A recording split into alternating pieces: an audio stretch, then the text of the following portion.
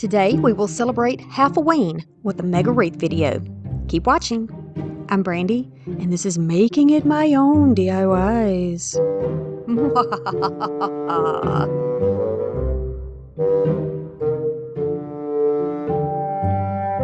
Okay, the first project is a candy corn wreath that I think you're going to love. Alright, so we're just going to use a wreath form from the Dollar Tree. I think this is the 14-inch. I'm going to use a roll of burlap, but you can definitely use deco mesh. I have some burlap ribbon, and then I have some thrifted ribbon here. It's like a satin with a black trim. Of course, my candy corn picks. We're going to use the smaller ones there.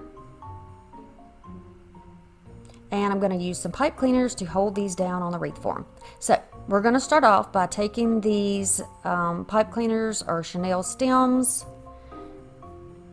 Mine happen to be sort of a spiral type whatever, but I got them at the thrift store. I just pick these up whenever I see them because I use a lot of them when I'm making wreaths and swags.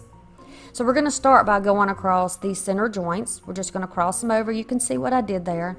And we're going to go all the way around, just working on that outside, sort of the third ring if you are counting from the inside outward. If you cross them over in the middle, that will keep them from sliding around. So now I am going to put two more in between each one of the ones that we already did. Kind of space them sort of evenly. If you need to, you can take your glue gun and put a dot of glue there to keep it from sliding around on that ring. Whatever is going to make it easier for you is going to be just fine. But you can see they kind of slide even when you twist them on tight.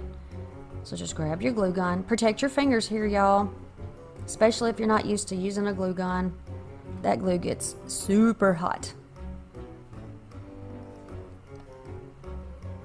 We're going to continue around the wreath doing the same thing in every section. So two in between each one of the original ones we did.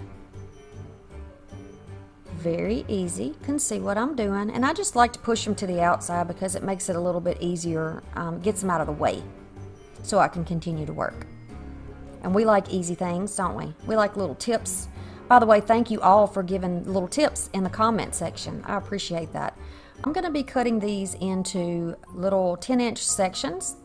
I'm going to fold it over 2 times, about 3/4 of an inch, maybe half of an inch would be good enough. I'm going to walk my fingers up, flip it around, do the same thing on the other side, and now we have this cute little bow tie. Looks like a little bow tie, doesn't it?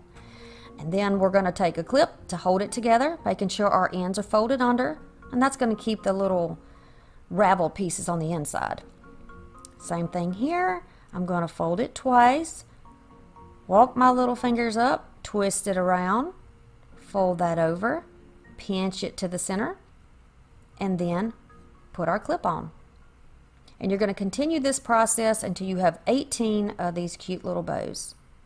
Now we're going to start applying them to the wreath. So you just pull the clip off the back, make sure that the folded side is downward, put it in the middle of whichever area you want to start with, and then give it a few tight twists to hold it in place.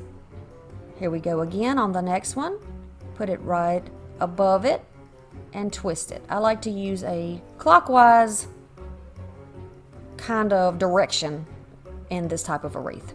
So you're going to lay the next one down and you're going to give it a few twists and then get your little twist out of the way.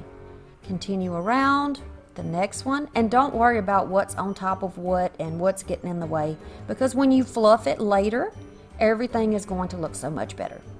It's always kind of rough in the beginning. So we're back around to the end, and this is the last one we're putting on. Same process. Press it down in the middle, hold it tightly, a couple of twists, and now it's all together. So now you can rotate, turn the little bows, turn them inward and outward, arrange them so that they look nice together, that they fit nicely together, flip them over if they've kind of gotten out of shape. And so you can tuck and move these little pieces of the bow around until they're all in a nice pretty shape. And you can see what I'm just pulling outward and downward, so kind of up on the left and down on the right, and that's going to give you this beautiful shape that you end up with. And I'm just getting all of my little twist ties out of the way at this point, and this is how it's going to look. Now we're going to work on the ribbon. So I'm just going to do 10 inches of each of these. This one does not have any wire in it. The white one does have wire in it, so it's good either way. And then this beautiful ribbon also is wired. I love how it's got the black trim on it. Very nice. So I'm just going to continue along. There'll be 18 pieces of orange, of this orange. There'll be 18 pieces of the other orange, and then 18 pieces of this beautiful white or cream color. So I'm going to dovetail the ends of each one of these. I like the look of a dovetail with these ribbon stacks. I think it just gives a lot of interest. I think it's pretty, and I can't imagine doing it any other way. So here we go, and let's start stacking. So now you pretty much want to ensure that you have the ribbons that have some structure, which would be the ones that have wire. Put those on the bottom and put your floppy ribbon on top, because the wire from underneath will help give a little bit of body and hold up the floppier ribbon that's on top. Always works for me, and I'm never disappointed when I do it that way. Okay, so we're going to take the little stack and put it right down in the middle. If it's easier for you, you can assemble all of your little stacks, use clips just like we did before, and hold them together, or you can do one at a time, which is what I generally do, because they're easy and quick. Crossing it over, the wired one's on the bottom, and then the floppy one on the top. Plus we have orange, white, and orange. And I like that pattern. It's just a little bit of black in there. It gives it a little bit of detail. So holding on to the middle, gave it a slight little fluff just to make sure the ribbons aren't flipped in the wrong direction, and then tightly cinch it down and then move the wire out of the way. You can do a bit of a fluff here, but it's going to get all kind of bunched up. And you can see here I'm back to the beginning, so I'm at the very end. I've met up to the beginning again. And this is kind of what it looks like. It's kind of mushy and out of order, so we're going to fluff, but we're going to tuck back these pieces of chenille stem or pipe cleaner, whichever you prefer to call it. You can use wire cutters and just trim these off if you want, or to give it a little more security if you're going to be putting it outside where it might be in the wind, you can twist it back around onto the wire underneath the bow. You don't want to do it too tightly because you don't want your bows to sink in. You still want them to look like they're floating on top, or the ribbon stacks rather. You don't want them to be cinched down too tightly, but you can just twist them around. Now you can see there that you can see my hand through it. Once you fluff this out, you won't be able to see the gaps anymore. So now we're going to work on the candy corn part. And I tried a lot of different patterns here, but I preferred to do it with the triple pick, or the little trio pick here. They're the smaller ones. These are on a very nice wire, so you can bend them exactly how you like them. I'm going to bend mine this way, and in just a second you'll see exactly how I'm doing it, so that it will give it a little body and stand up out of the wreath instead of laying flat. I'm putting some hot glue right on top of where the pipe cleaners are twisted. We're going to skip one and go to the next one. So every other little bunch of ribbons is going to get adorned with the candy corn. So you can see what I'm doing here. I'm going to add a little bit of glue. I've twisted my candy corn so that the pick has like a little seat. It's a little crook in it. And then you bend the candy corn upward. So here it is again. Now you can see how it's bent. And the bottom, I'm going to bend it down just a little, almost like it's sitting on top. I have found that these do not come off this way. This was and I did a lot of fluffing, as you'll see later, and they did not come off. So I'm all the way back to the beginning, doing every other one. And this is how it is going to look so far. Now this is without being fluffed up and beautified yet. So she's had her hair cut, but we haven't styled it. we're going to do that very easily. You're just going to pull out your ribbons. You're going to overlap where you need to. If you don't want your wires to be seen on your candy corn, which I don't mind, but if you don't want them to show, then you're just going to take one of your ribbons and pull it over on the top, and it will cover it up. So you can kind of use the ribbons with the wire, and you can place those pretty much where you want to because the wire will hold them in their place. Continue all the way around and fluff. Then you can add a middle piece if you would like. So I'm just giving you some options here. But you'll see in the end that I chose to leave mine without any sign with it. And I think it looks nice just like this. Do you like this candy corn wreath? I am absolutely loving this candy corn wreath.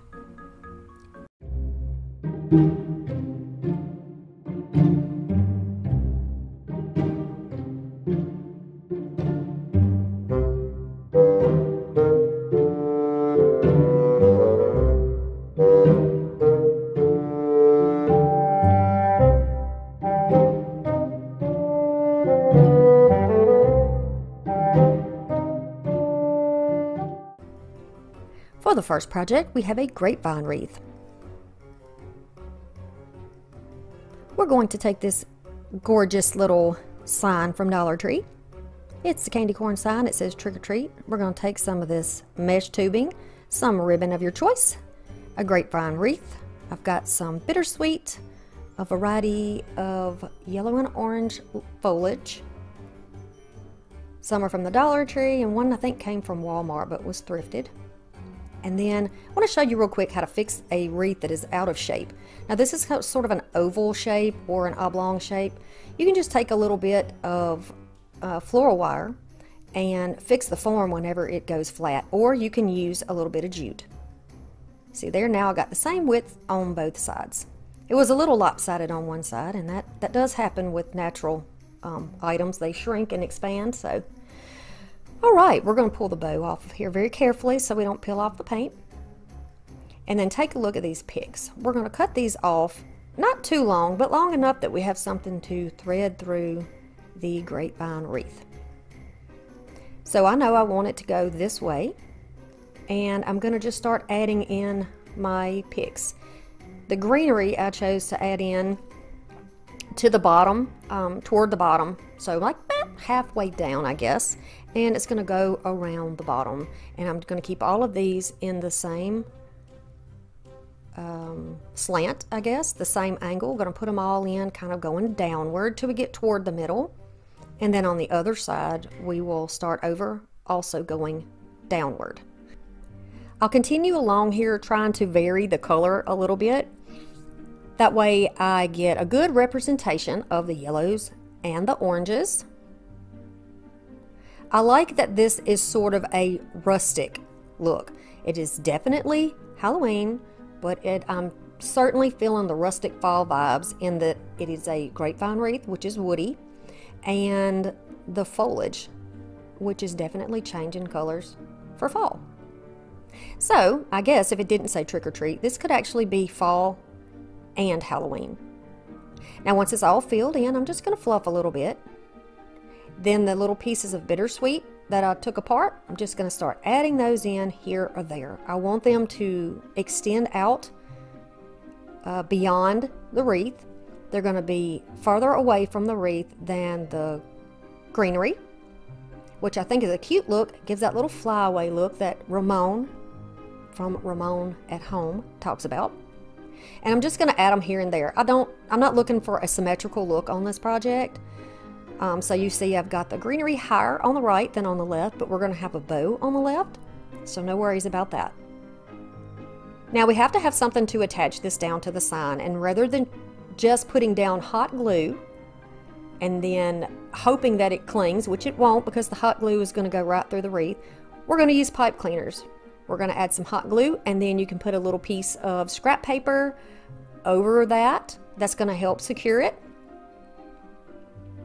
And then you can bend these up, and we'll be able to thread these through and put them on there and possibly take it off. If you wanted to use this after Halloween, you could just remove this and you would have a beautiful fall wreath, maybe for Thanksgiving, Friendsgiving, whichever you prefer. Now I'm just going to easily thread this through. This grapevine wreath is not very tightly wrapped. You can see actually light through it, and that makes it easier to attach things down. Just thread it through there and then twist it around. I always add links underneath the video, so if there's anything that you need, you can find it in my Amazon store most likely, or you can leave me a question. I'll be happy to help you. Alright, so here is my bow maker. I made this myself. I am going to link the video on how you can make one. It was very easy, so you don't have to worry about that. Very easy. If you're not able to do it for yourself, if you have somebody who can help you, it would be a great help. If you have arthritis, if you have any kind of problems with your hands, this can help you. I'm not saying you have to have it, because you can certainly make this kind of bow without it, but I love to be able to use my bow maker. And I want to share with you how you can make one if you got some scraps around and you don't have to spend the money. So I'm just going to make these loops the same size on both ends, and I have about 7 inches for each one. And then the tails are just a tad longer than that. I'm going to cut that off. This is a sort of a satin ribbon, and it has a black stitched wired edge. This black ribbon is very good quality, but it is not wired, but it is stiff enough that it's going to hold itself, and you'll see that soon. This one doesn't have any type of a pattern on it. It's exactly the same on both sides, so we don't have to twist like we did with the orange one. So I'm just getting an idea there of how big I want it to be, and I know that I want it to be about 1 inch smaller than the orange one that's underneath. So I'm going to do the same process and just loop over on this side. I like to fold mine in the middle and then push them down. It's a little bit easier for me to handle that way. It keeps it from flipping. And then we'll trim that tail. And then my burlap ribbon is going to go on top of that. This is going to be a pretty bow, y'all, but you can definitely either skip the bow if that's not your thing, or you could do any type of bow that you've seen me do before that you like. I do have a bow video, so that can help you if you don't like this particular one. Now this white bow is going to be, or cream colored bow, is going to be 1 inch smaller than the black one. You can see like little steps. And this one is wired also. In my experience, if you have a bow that doesn't have wire, you want to put that one sort of toward the middle. It just works better that way, because the wired ribbons around it will give it a little body, and that's helpful. Alright, now I'm going to take this mesh tubing and just make like, it looks like a shoelace bow, but we're going to continue to make loops back and forth, until we have 3 or 4 on each side, whatever thickness you like. You can find this type of tubing at most Dollar Trees in a variety of colors. This one is something I already had on hand. Okay, so then we trim that one off. I'm going to slip my tie underneath the bottom while I'm holding on to that stack of bows. Okay, so I'm just gonna loop it, but not tighten it all the way down. I'm going to grab it toward the center, move it up. You can see the indentions where the poles were. Just slide that right into it. Then you can pull it just a tad more, because y'all, give me a hand clap here. Look what I did. I remembered to put the pipe cleaner in the back. I mean, look at that. I did. I remembered this time. I never remembered to do that. Once you have tightened it down, you can clip it off and start dovetailing those ends. You want it to have a nice finish. If you don't want to dovetail, you can cut it at a slant. But I like the dovetail. And we're going to do each one of those tails the same way, except for the mesh tubing on top. And we can just leave that alone and trim it up later when we get ready. Okay, so now we're going to fluff. We're going to pull the bows up and kind of spread those out. And you see the black is doing great on its own. Even though it doesn't have any wire in it. It looks good in there. It gives a lot of depth. I like that. It's pretty. Alright, so now we're going to feed it through, and you can see here that I'm putting it a little bit off to the left of the candy corn. And feeding it through there just like we did the sign that we put on. And I will pull this tightly twist it around and then kind of rotate it down behind, and you can trim it off or you can just fold it over. And when you fluff your bow, you won't be able to see it. Now is the time you can really get an idea of the size of the bow and how big you want it to be, and you can start clipping off the ends a little bit shorter if you need them. And I like these a little shorter. Gives it a little flyaway. I think it's pretty that way. But again, do this your own way. With a bow, without a bow, different colored bows, different size ribbon, different amounts, make it as thick as you like, or don't put it on there at all. That is completely up to you, but the good thing is you can take it off after Halloween and just have a beautiful piece on your door without any hint of Halloween. Alright, so I'm going to take some more of this and we're going to make another little bow like we did on the bow maker. So if you don't have a bow maker, you can do it by hand just like this. I'm going to have 2 loops on each side, and we're going to add just a little bit of an accent down in the greenery.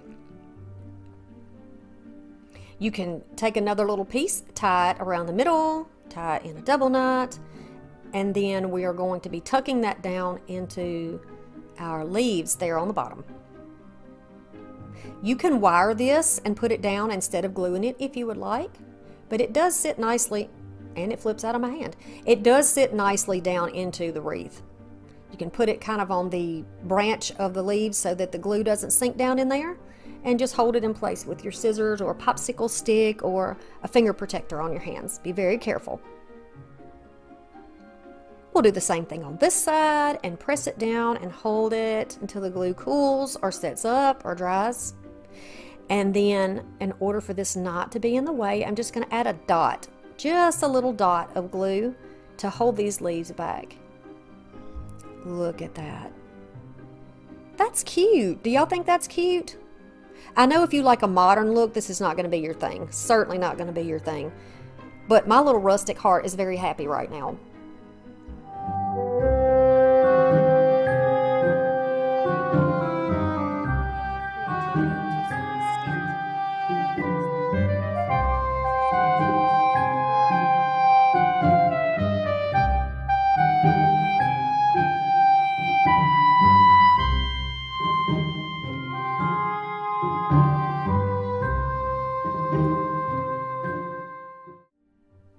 Alright, the first project is going to be a Halloween wreath. We're going to start off with an 18-inch Dollar Tree wreath. We're going to have some deco mesh. This is the 12-inch. And some pipe cleaners. Some of these berry picks. Ornaments of whatever color you like, whatever size. And some ribbon. We're going to start off by prepping this wreath. So I'm going to take my pipe cleaners. You can see I'm not wearing my glasses here. Couldn't see where I was going. And I'm going to twist one pipe cleaner around each of the little crossbars. You want to go around it so that it doesn't slip up and down. So you're going to go across. You can see clearly what I'm doing here, I believe. And then you're going to continue all the way around. Then we're going to start on the outer ring. We're going to go on the outside middle and twist it around, and you can see it moves a little bit. You can use a dot of hot glue on the cool temperature on your gun so that you don't burn yourself, or use your finger protectors. And we're going to do that for each of these little sections on this wreath frame. Continuing around. And so we have I think we end up with about 16 of these all the way around. Yep, 16. So now I'm going to start with my deco mesh. If you don't have the 12-inch and you just have the smaller ones like from Dollar Tree, just be sure that you layer them up, and then you'll have a thicker, wider piece to work with. So I'm going to take a little section, bunch it up in my hand, place it down in between, starting off on that inside ring here. Or it's the center ring, but we're going to call it the inside because we are going to start we only are using the inside and the outside of our wreath. So on the inside, we're going to go around and make 9 or 10-inch poofs here.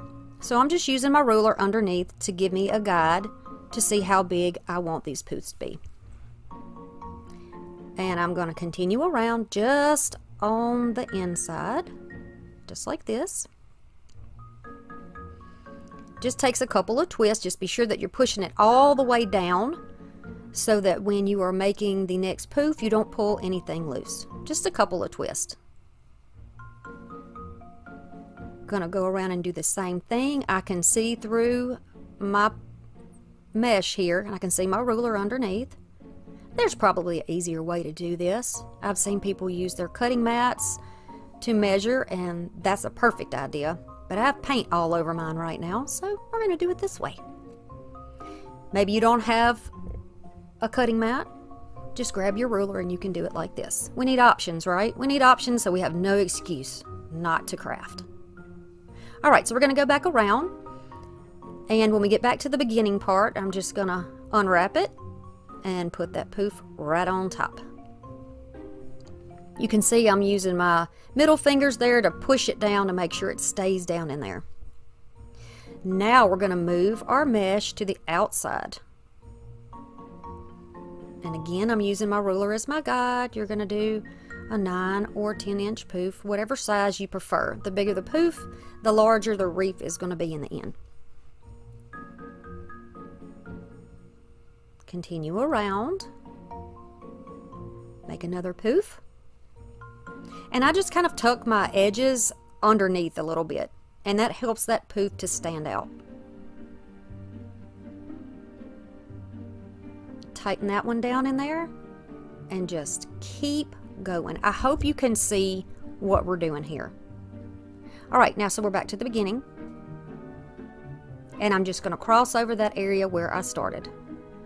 I'm going to start poofing that stuff out, moving that stuff around, closing your gaps if anything moved around. That's why gluing those pieces down, those pipe cleaners down, can be helpful.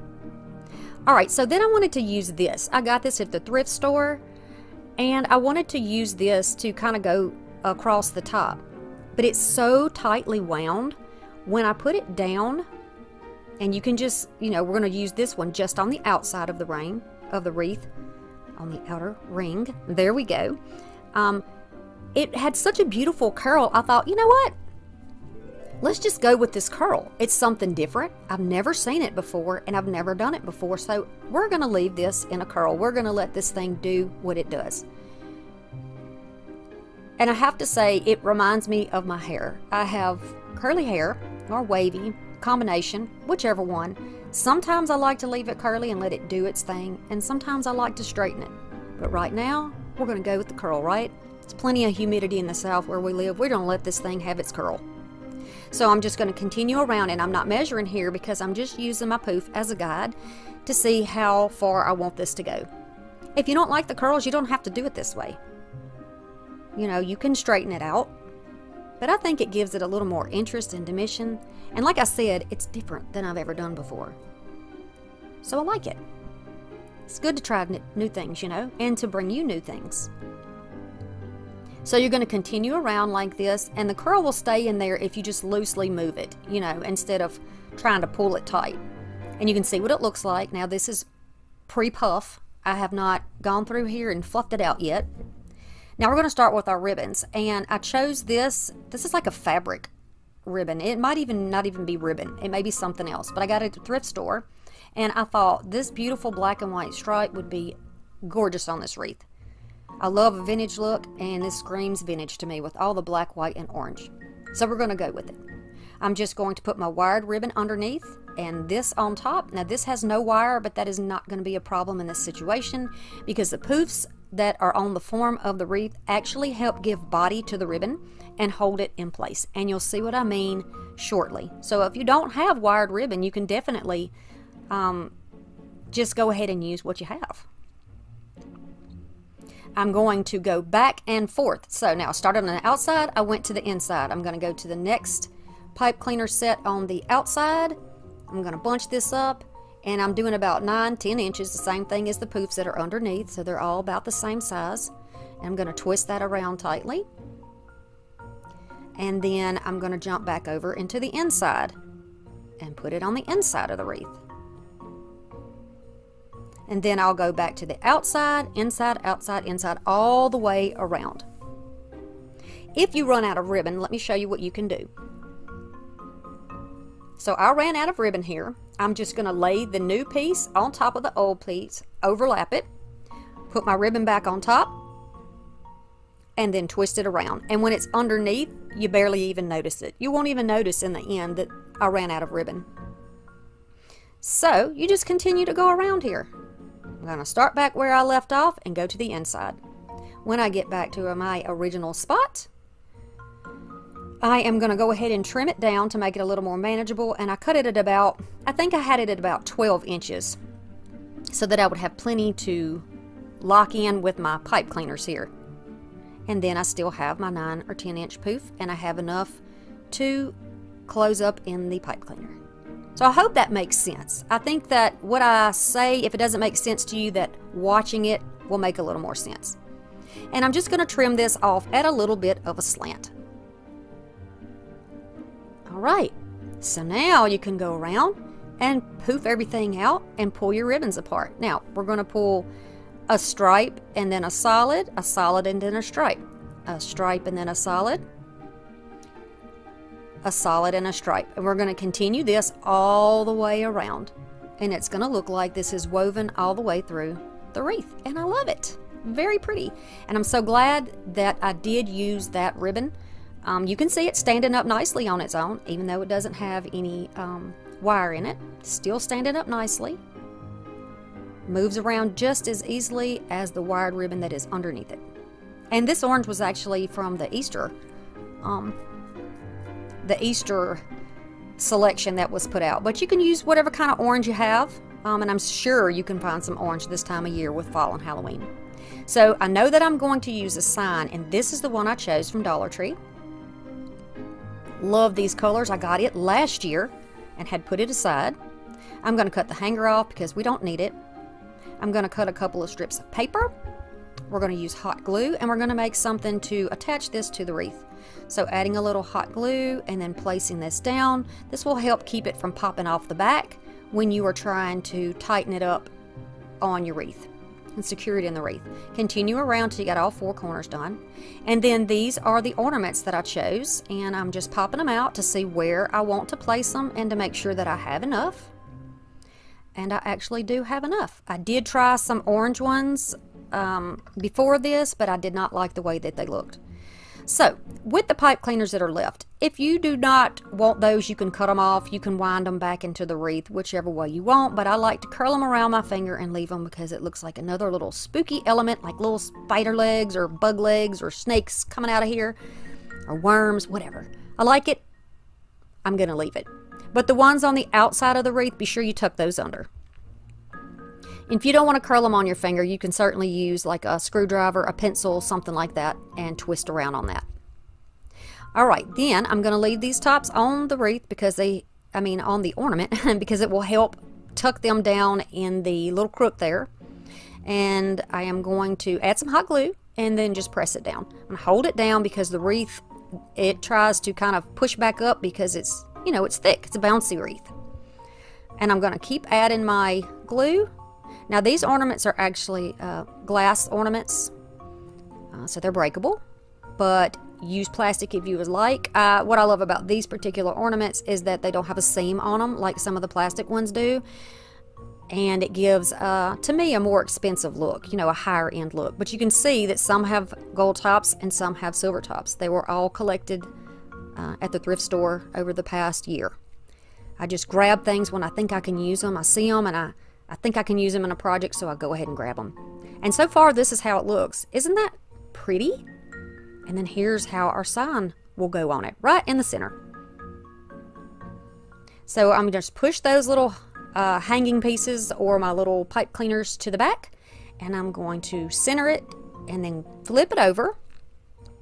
And then I can just reach in there and fish out my wires and go right around the 2 inside rings. And I'm doing about 1.5 inches up. Now, if you do 1.5 inches up on each one of these, then your wreath will be nicely positioned on the top without any corners poking down or looking lopsided. So just try to make sure you have the same amount on each corner. I love it. Love it. And I love that you can actually get all your supplies from Dollar Tree if you wanted to. Yes, true enough. Some of mine are thrifted, but that's okay. You can definitely get what you need at the Dollar Tree if you don't have a good thrift store. So just fluffing again to make sure that everything looks nice. And I want to add a little more. So Dollar Tree has berry picks, and they have these little, I don't know if they're cupcake picks that are like pumpkins and things, but I love these as little beads. So I'm going to save these to use on the ribbon, and I'm going to use some wood slices or half wood beads to use to cover up the holes and to put in a couple of other places on the sign so that it kind of looks like it's tacked down. So I just put them here and there. I definitely need them on the top to cover those holes up. And then just wherever else you feel like you have a little extra space.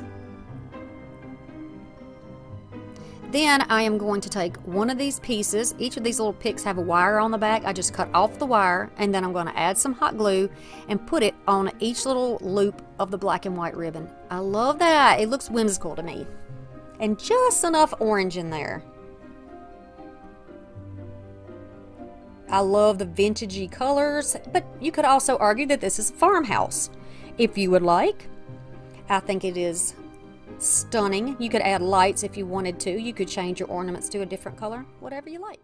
So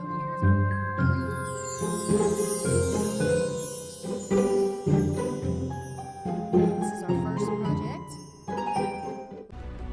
All right, so the next project is going to be a witch hat. We're going to have her hat to match her boots. So we're going to go back to felt here, grab you some felt. I've laid my hat upside down on it, and I am working on the back side of the frame. Again, leaving the tinsel on, it gives it a little more body, and you're not going to see any of that afterwards. So I'm just going to cut where I need, and I'm going to twist around where I need to twist around. I'm going to cut little darts there in the side so that I can wrap around the little edges of the brim of the hat because they have a little curve. I want them to keep that curve, so I'm going to get them out of the way, and then I'll fix it, make it look a little bit better in a little bit. But for this part, we're just going to start working on the tall part of the hat. I'm going to add some hot glue on the frame and then just pull it over. You can glue and trim as you go. You do not have to cover this entire back, but I'm going to show you how you can do it if you want it to look nice and neat. Because you can leave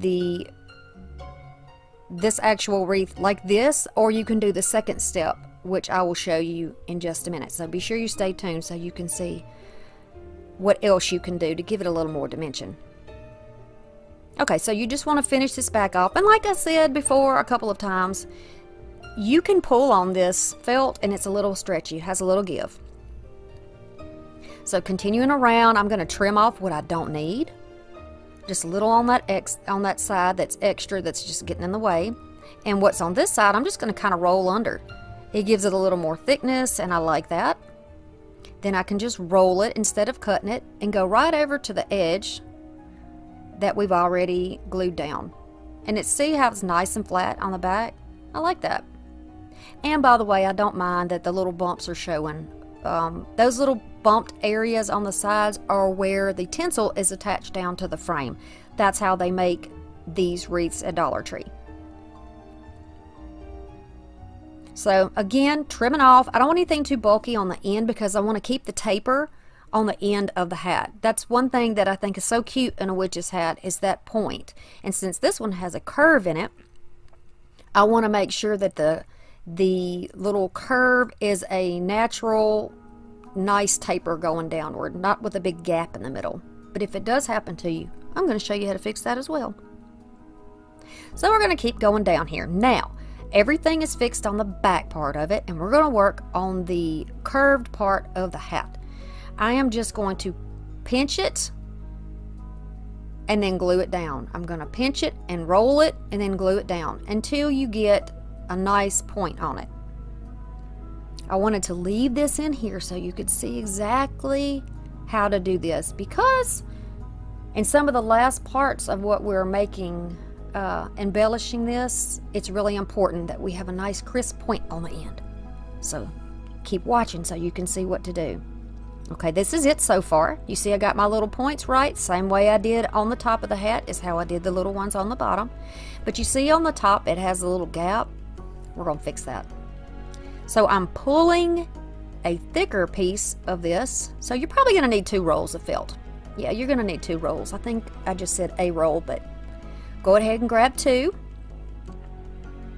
And then I'm going to start twisting this like I did on the boots. I'm going to glue it on the back side, on the bottom, and then just start working my way around, because we're going to put something on the bottom of this hat. You're not going to see where it starts the fold.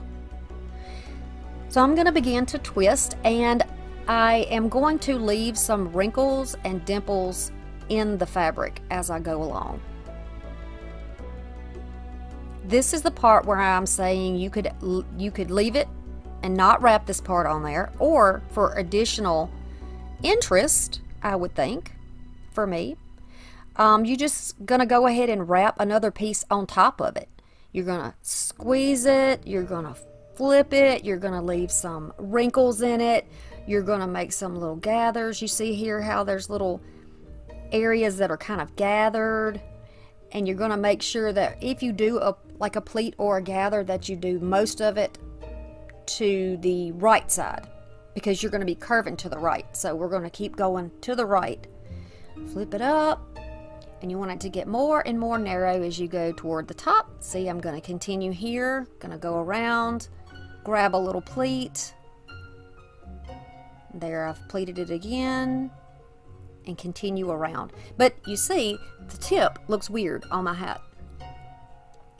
There's a gap between the end of the wreath body that's under there, and then the additional length that I added by putting on the felt to the end of it, because I wanted it to be a little bit longer.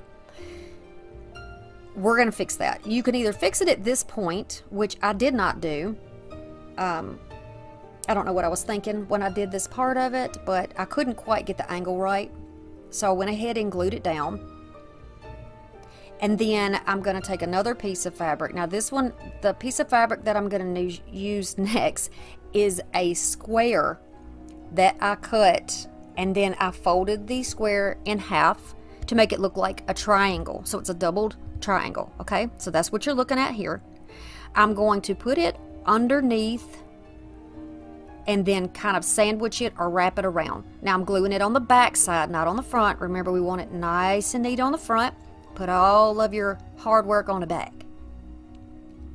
In just a minute, you'll get to see what that looks like.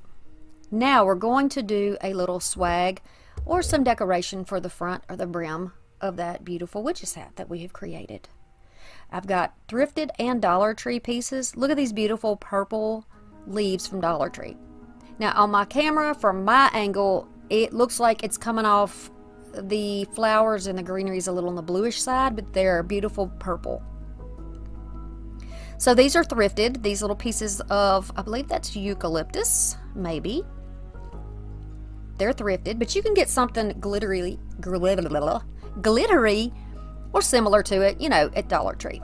Whatever you choose to put here. Here's the beautiful purple flowers and this kind of a two-tone purple flower. I love that it has the little cone in the center of it. It just, I don't know, it just looks witchy to me.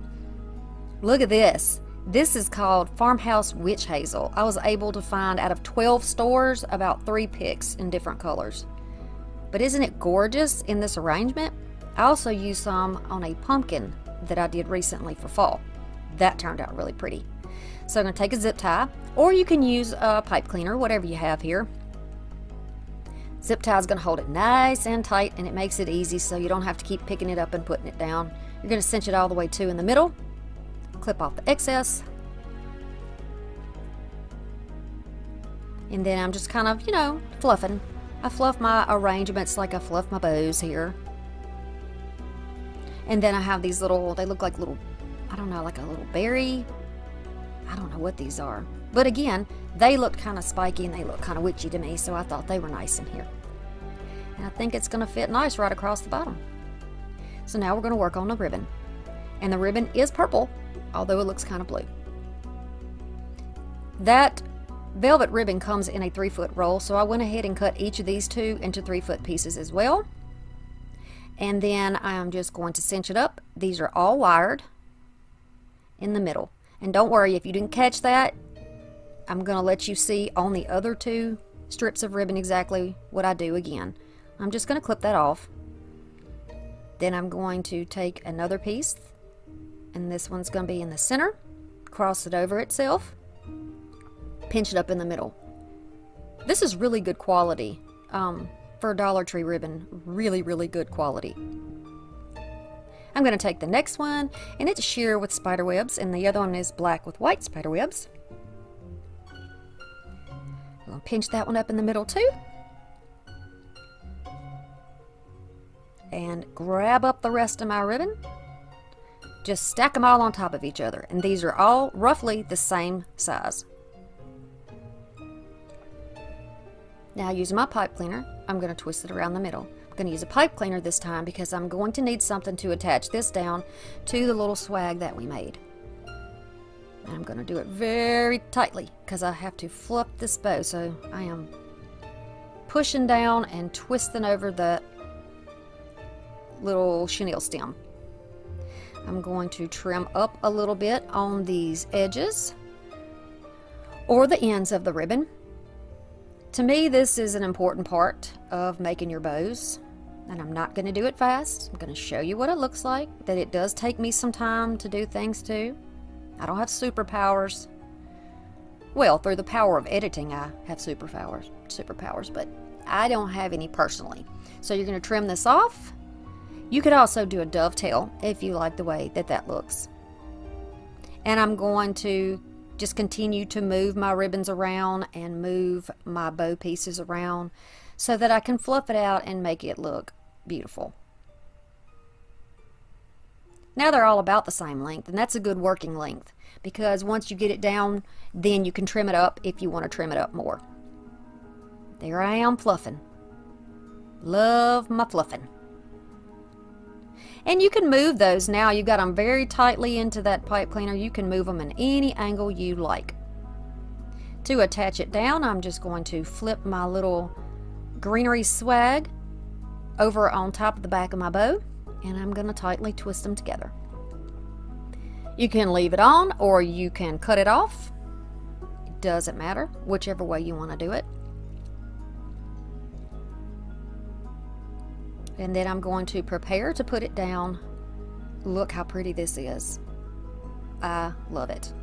So as I was fluffing, I noticed that for the size of my hat, I had a little too much going on down here. Just too much length in the ribbon. So I decided to cut a couple of pieces to look more like little flyaways and make it a little more, I don't know, to make the size a little bit better, I guess is what I'm saying.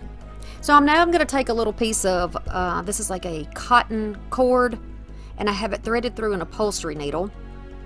I'm going to go through the back of the hat over as part of the plastic edge of it, I guess you could say.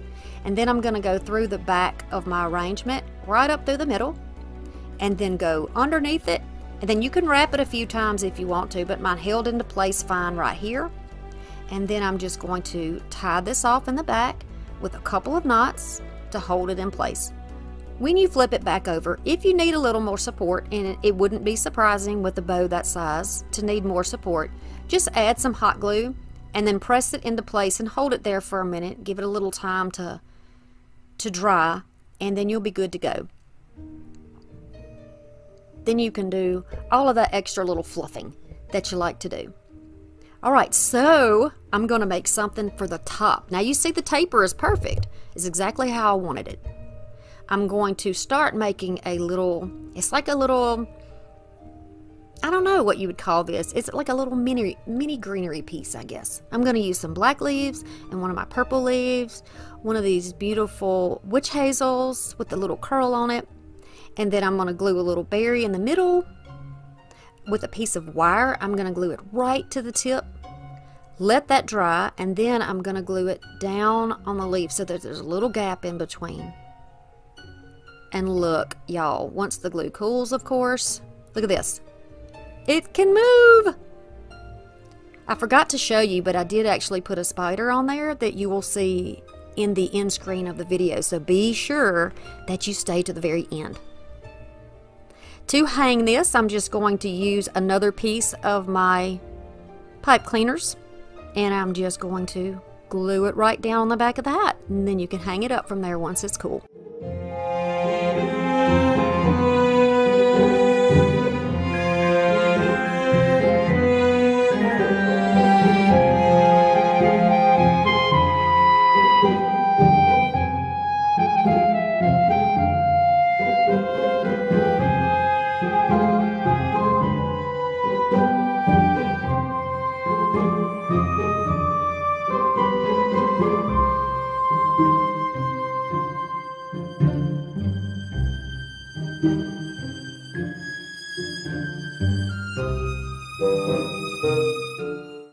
For project number 1, we are going to be doing a spider frame.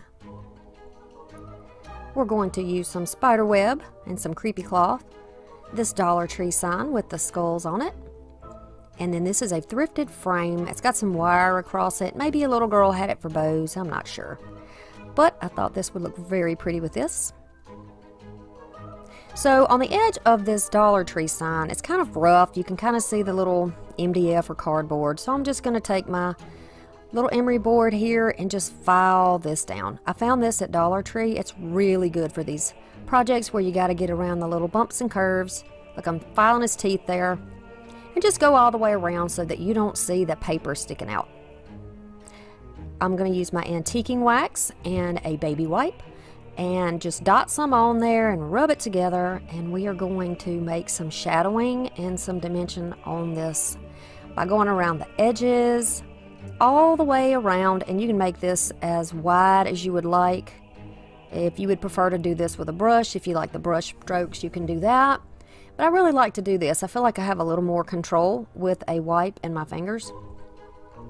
You want to put the shadows where the eye orbits are, around the nose area, maybe around the jawline, and where the heads sit on top of one another, because those are the places that you would naturally see shadows.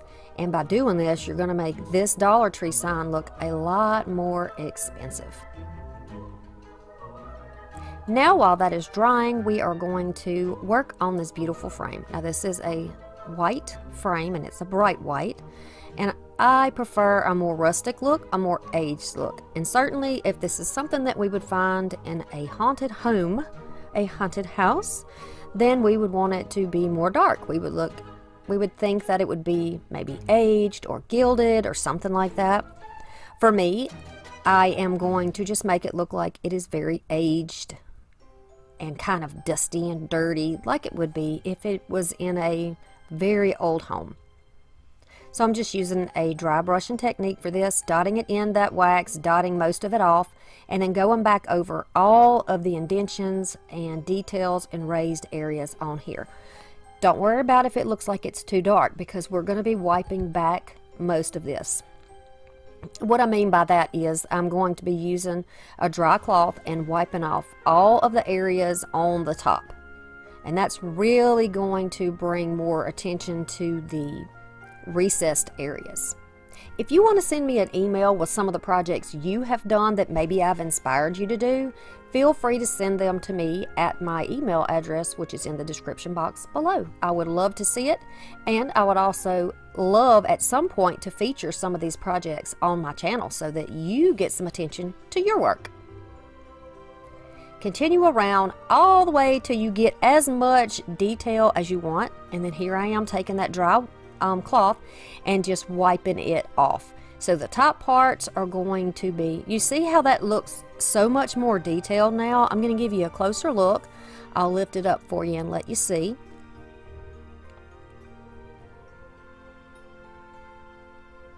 See the difference? Oh, I love this. I've had this frame for probably a year and a half waiting to do a project like this. So I'm going to use some of this black spider web. Certainly if you prefer to use the white, you can do that. If you like the neon, the purples, the pinks, the whatever you have, just go ahead and use that to suit your taste. And then there's a depression around here, and I thought, okay, well, I wasn't really sure how it would work using hot glue just on the fabric. So I thought if we would use some popsicle sticks, they'll fit right down in that area, and it should kind of trap the spider web between the frame and the popsicle stick, and that would hold it together better. So that's just what I did, but you can use whatever technique that you've used previously and whatever works best for you.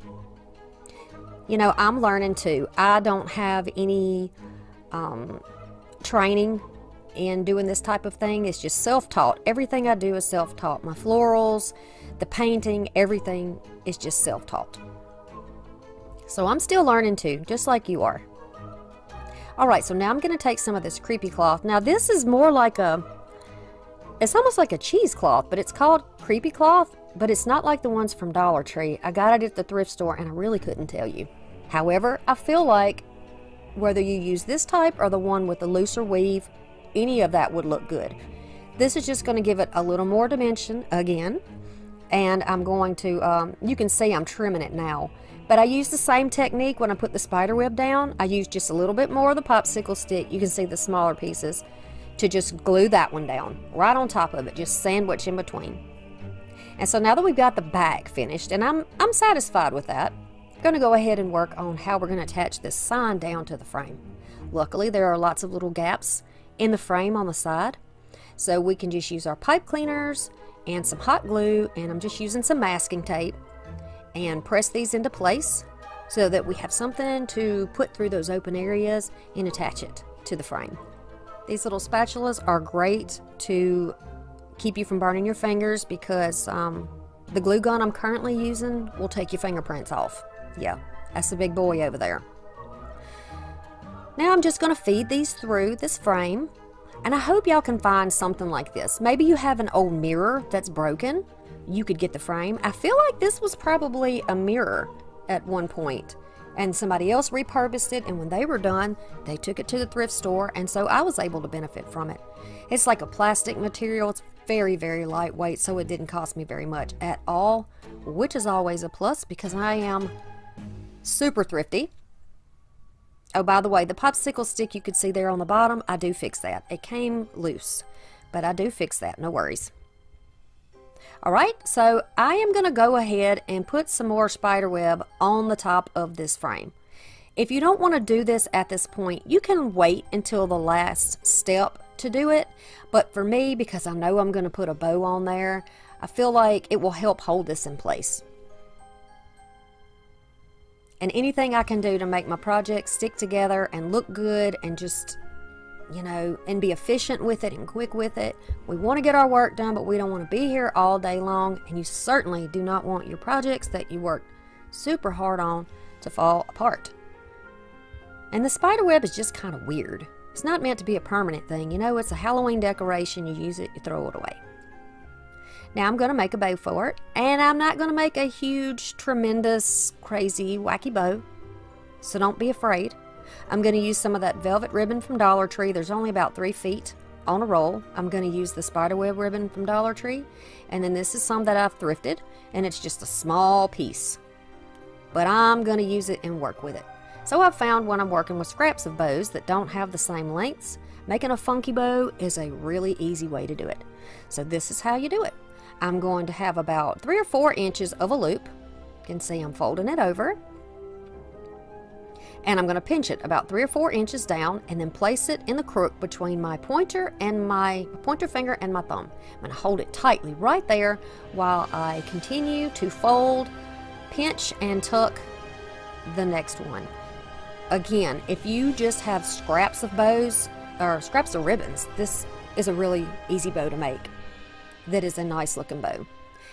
Don't you like the elegance of that black and red and the velvet and the lace? It's so pretty to me. That just, it really looks elegant, and that's what made me think of doing these projects. Something elegant, something that you would actually see in a very old historical home that's been left alone for a long time, and maybe it's haunted by a super chic ghost. Okay, so we're going to dovetail our ends. These tails are not all the same length, and that's also not a worry with this type of bow, and you'll see in a moment. Go ahead and start fluffing out after you've got your tails all finished. Fluff out the little loops of the bow and then start pulling these up, almost like an octopus, as if the loops on top were the head of the octopus and all of these little tails are going to be the legs. That's kind of the idea. You can lay it down and do this, or you can just do it in your hand, whichever way is easiest for you. Pull them apart and pull them away from each other because you don't want all the same colors together. You want to kind of divide them up and get good color all the way around. So you see some of those tails are a little bit shorter. I like that. And I will be going ahead here and trimming up a little bit more here and there until I get the look that I like. It's always best to have a little bit extra. You know, I think I've mentioned that before with bows. Have a little bit extra on there, and then if you trim it off, that's okay, but it's difficult to put anything back, right? So if I wouldn't have been so overzealous, I could have put a pipe cleaner in there to attach it to my project. Hindsight, right? Okay, so we're just going to use a piece of floral wire and thread it through there. Easy. I do this all the time because I always forget to add something to attach it to the projects. I'm just going to twist it around here tightly to my frame, and I like it off to the side. Just going to do some more adjusting on the bow. Never leave a bow unfluffed. It's just not fair. It's just not right. Always fluff your bows. It makes a big, big difference. And you know I love y'all. I want you to have beautiful projects that bring you joy and make you proud when you look at it. When you pass by it, you go, I made that. Yes. So this is how she's going to look. Very nice. Not too big, not overpowering. I'm just moving that around, and I don't even glue that top layer down. I just stretch it around. Okay, another thing, last minute. I took 2 big spiders. These came from Dollar Tree. I used my building blocks on the back to give them, because they're concave, so this will give them something to stand up with. And at the end screen, you're going to see that these will be attached onto that frame. See there? Now it's got something to glue to.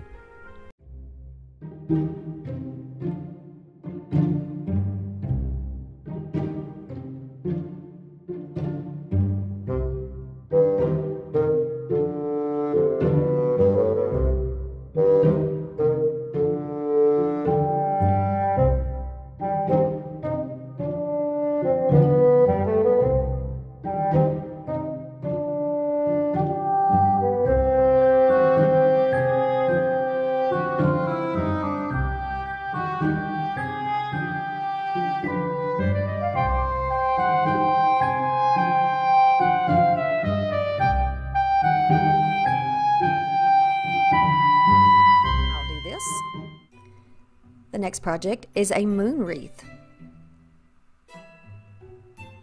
Taking this Halloween sign from Dollar Tree, and I just recently found it.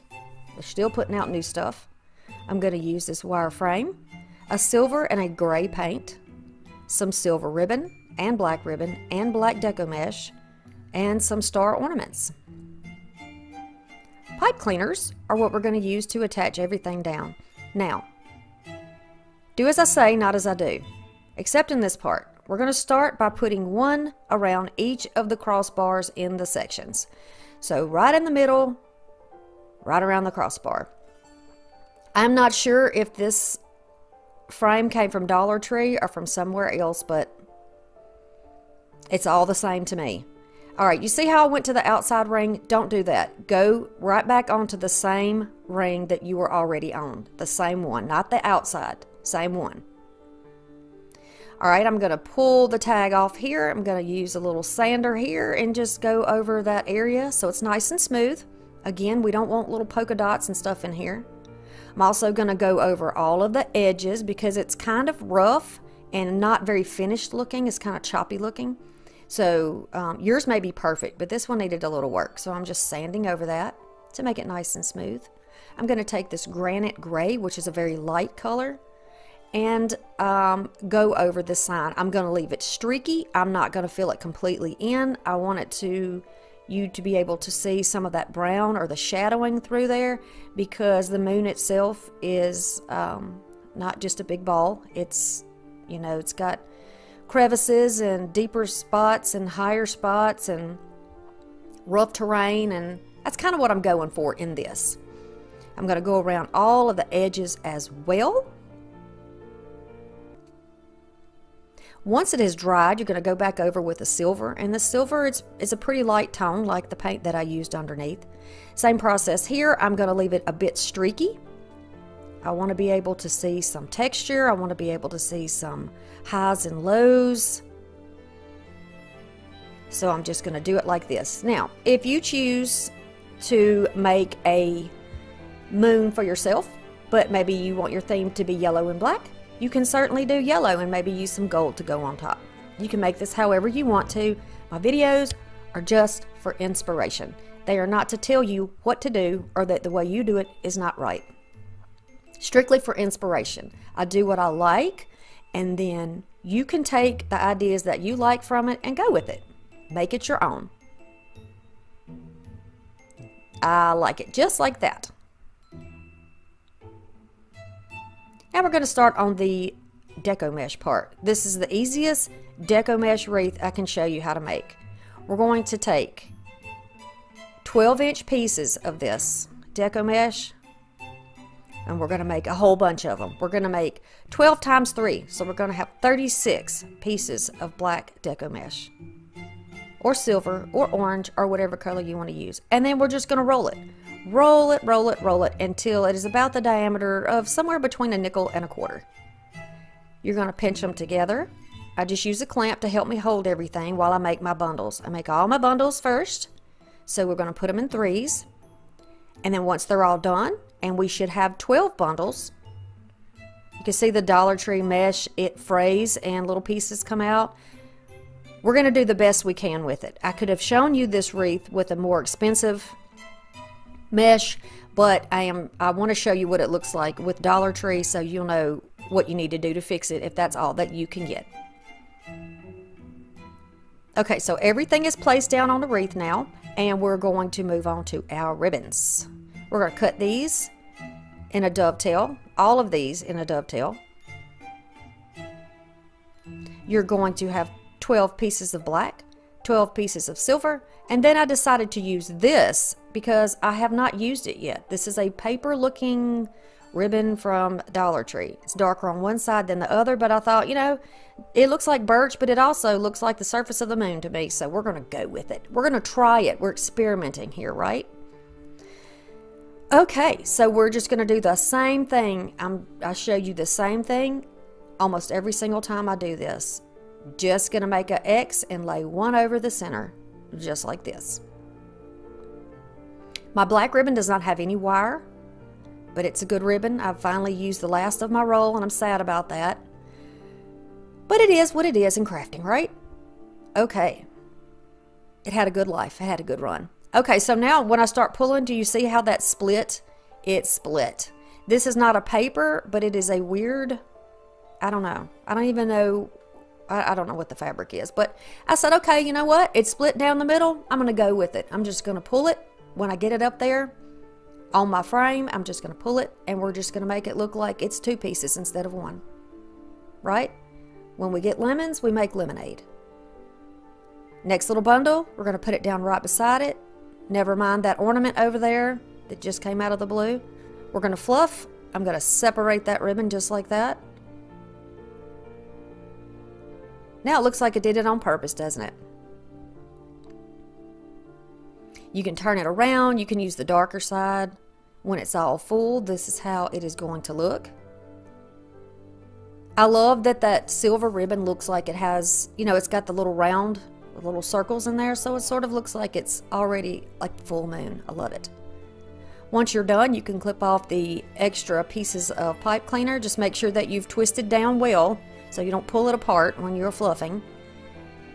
And you can take all those off, then you can fluff out your little ribbon stacks, turn them here and there, and now you have a nice full wreath rather than the kind of sparse looking wreath we had before. And by the way, I believe I used 2 of those rolls of the mesh from Dollar Tree. And you just clip off the little pieces that are falling out. Now we need some way to put our moon down on the wreath, and I just try to get my position how I would like it. And I use the same technique every single time. Pipe cleaners with a little bit of hot glue, and then a little scrap of either paper or ribbon to go on top. Be careful about your fingers here. As I've gone along, I'm learning more, and I know what I can and can't tolerate as far as heat on my fingertips. Yeah, but you be careful, of course. Now, for my ornament, I'm just snipping off the ends because I don't need the hanger piece. And I can decide where I want those to go after I've placed my moon down. So I'm just going to take those pipe cleaners, feed them through the frame down there, and then flip it over.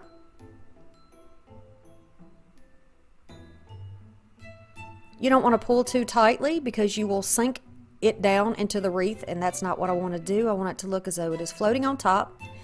So I'm going to do it this way. I'm going to take the bottom part and feed that through as well, and then twist it around so that it stays in place. You could always cut off your extra if you want, but nobody's looking at the back of my wreath, so I'm not concerned about that. Now we can put the stars down. So I'm going to take a little star and put it here, and a little star and put it there.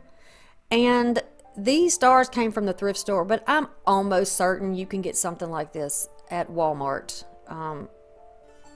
Yeah, I'm pretty sure you could get something like that. So I had 4, and I'm going to take the 4th one, leave the little hanger on it because we're going to hang it from the moon. Right from the tip of the moon.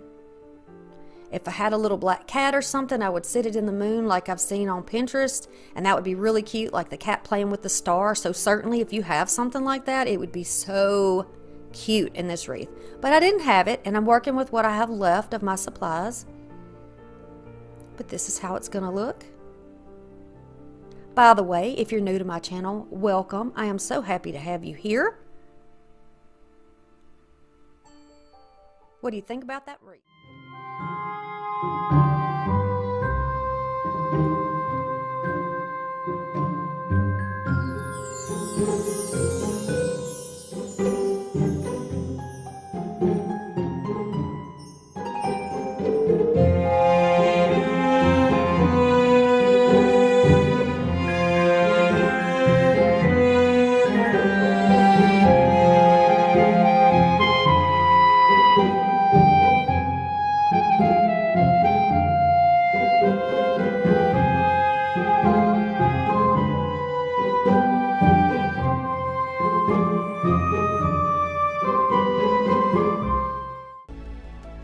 The next project is a pumpkin wreath.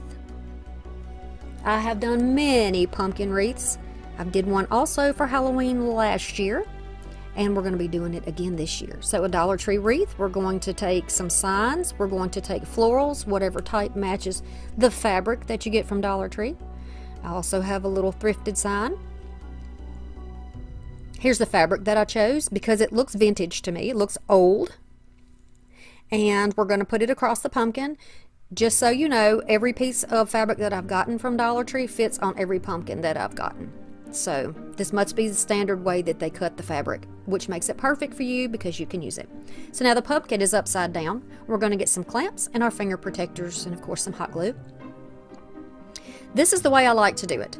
I like to start in one space, kind of fold it over and clip it first. You don't want to be going along thinking everything's great and then you run out of fabric and you have too much in one area, because then you have to patch, and that is just no fun, and you can't craft efficiently when that happens. So let's just save ourselves the trouble and just go around here and put the clips on first, right? We like those tips that help us get the job done. So we're just clipping it down. I am not pulling it super tight. I don't want to bend the frame. I just want to make sure that there are no wrinkles or lines going down the front. So I'm just going to continue along. I'm clipping these down into place. If you don't have these clips from Dollar Tree, you can use like the clothesline wooden clips to hold it in place. I think those would probably work fine for you. After everything is clipped into place, you're just going to flip it back over, and you are going to use hot glue underneath all of those little sections, you can put your clips back on until the glue is dry, and then you're going to trim off all of your excess. Now for the top. This is going to be the little swag that goes on the top. There are a bunch of ways of doing this, but this is how I have discovered is both efficient and affordable. So I just use a thicker, like the stem from another floral, and use it as a bottom piece, measure it across the top, and you get about 10 inches. That will be the perfect size for these pumpkin frames. So I've got some Dollar Tree leaves underneath, and these are the little burlap ones underneath, some thrifted black eucalyptus. These fern pieces are from Dollar Tree. The roses are thrifted, but you can get them from Dollar Tree. I mean, don't typically use roses in my decor, but it's the only black flowers I had. So, you know, just kind of decide what you like best. Dahlias would have been beautiful. That would have been my choice, but I'm trying to use what I have right now. And because I encourage you to do the same thing. You don't need to just constantly buy and then not use your items. So I just try to make sure that I am keeping the center down when I add in my picks, so that when I do clip these together, they'll all be in place. I'm going to keep adding as you go along, and I try to mimic or do opposite on the other side. So if I have, you can see what I'm doing here. I have the kind of see-through leaves on the bottom on the right, and then on the left, and then I have the solid ones on the top right and the bottom left. You get what I'm saying. So a black zip tie around the middle will hold these all together, and I'm just trying to make sure nothing comes apart. And then you can clip off that extra, flip that little clippy part to the back, and then you can add in whatever else you want to add in that has to be attached with glue. I chose some random greenery that I had laying around and just put that on the back, because you want to widen out the middle just a little bit now that you have the other pieces ready. I'm going to add some green in here because of the green fern that I have. You don't have to add the green. Nobody has to come for me about the green and the pumpkin stuff. You know, it's okay. I live in the South. We have green. We have green all year. So go ahead and take that stem. We're going to add 2 pieces of cardboard and some glue in between so that we have a surface to put our little riser space. I'm going to use 2 little wooden blocks here. I think they came from Dollar Tree, but I'm not certain. Then you're going to glue those to the bottom. This is going to be the support that's going to hold up our swag. So put that right down on there. You can clamp this into place and let it hold. These are also clamps from Dollar Tree, and these came from the laundry section. They will get the job done. Once everything is dried and your glue has set up, you can start adding in more pieces wherever you feel like you need them. I'm going to put a rose in the center. And then I decided to use this little cutie pie. But I didn't want the little bows, so I tore those off. Keep adding in your little willow pieces. You want some I know as crafters we say depth and dimension all the time, but it's true. You want that. You want the things that look different. You want the things that look spooky if you're doing Halloween. You want it to look wild if you like, you know, cottagey or rustic. You want it to have interest, right? So you're going to keep adding these in where you need them. Add glue where you need it, and just keep going around. I'm going to take another one of those burlap leaves, fold it over, and then put it right in the top, right on the top of there. It almost gives it like a stem. A little glue on the inside of it, a little glue on the paper, and it will dry. And I'm going to add some more of these. Love these. These I got thrifted, but I think Dollar Tree has these. Am I right? Am I wrong? Have y'all seen those at Dollar Tree? They're really pretty. Just continue along and make it as thick as you like it. I have had people say that they don't like as much as I put in there, and that's okay. That's why my channel is called Making It My Own. You're going to do exactly what you like. Even if you don't like what I like, you know? Just do your own thing. I encourage you to do that. That's what I want you to do. You don't have to copy what I do. So going right over the framework that's underneath, I've added a good bit of hot glue and then pressed down my cute little ghosts right there. Once it's dry, you can pick it up and move it around and look at it. Add, remove, whatever you feel like you want to do. Love them so much.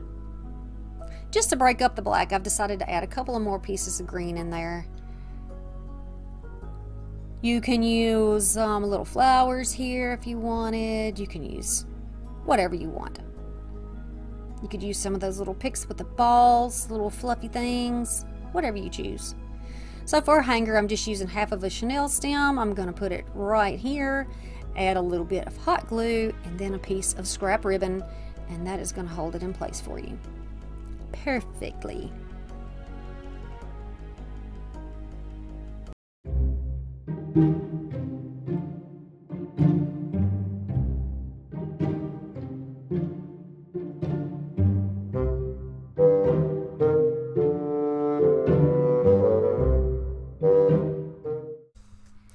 For the first project, we're going to make a skeleton swag. Using some Dollar Tree Christmas trees, some ribbon, some deco mesh, some deco tubing, a yard pick, some ornaments, some of these floral picks. And that's just to start with. You know, I'm always adding stuff. So we're going to start by taking the trees out of the box, taking the bases off. We're going to turn them around so their ends are facing, and using 2 zip ties, we're going to attach these together.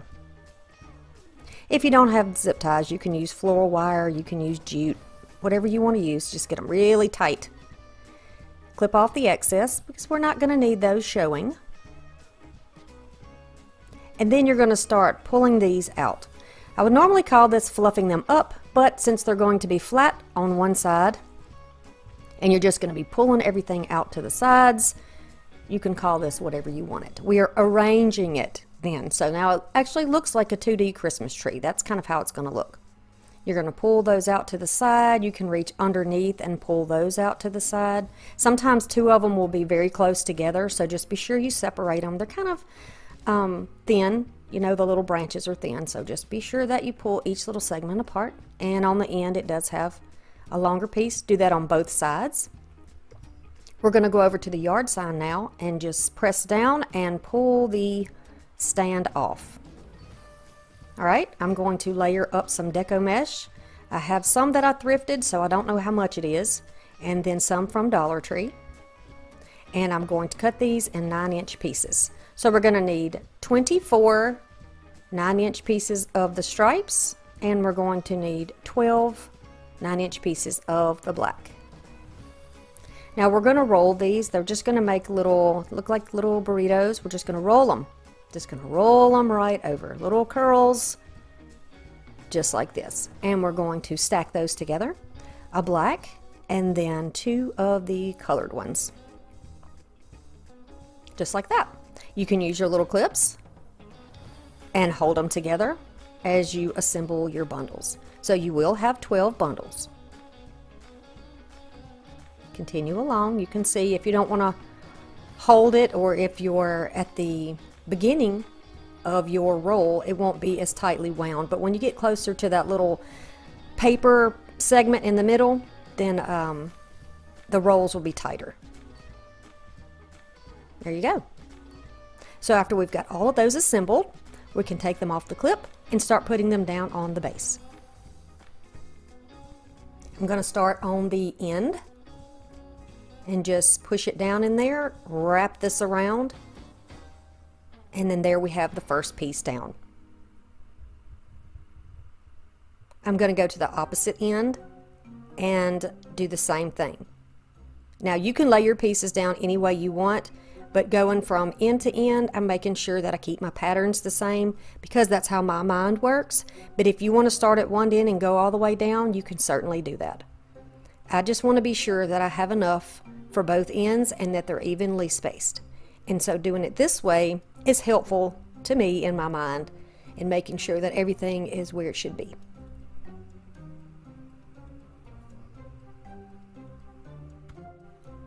While we are putting this together, I want to take this opportunity to say thank you to everybody who has subscribed to my channel. It seems like lots and lots of people are interested in the Halloween decor, and I am very grateful for that because my heart is in fall and winter crafting, and I think that I think it shows.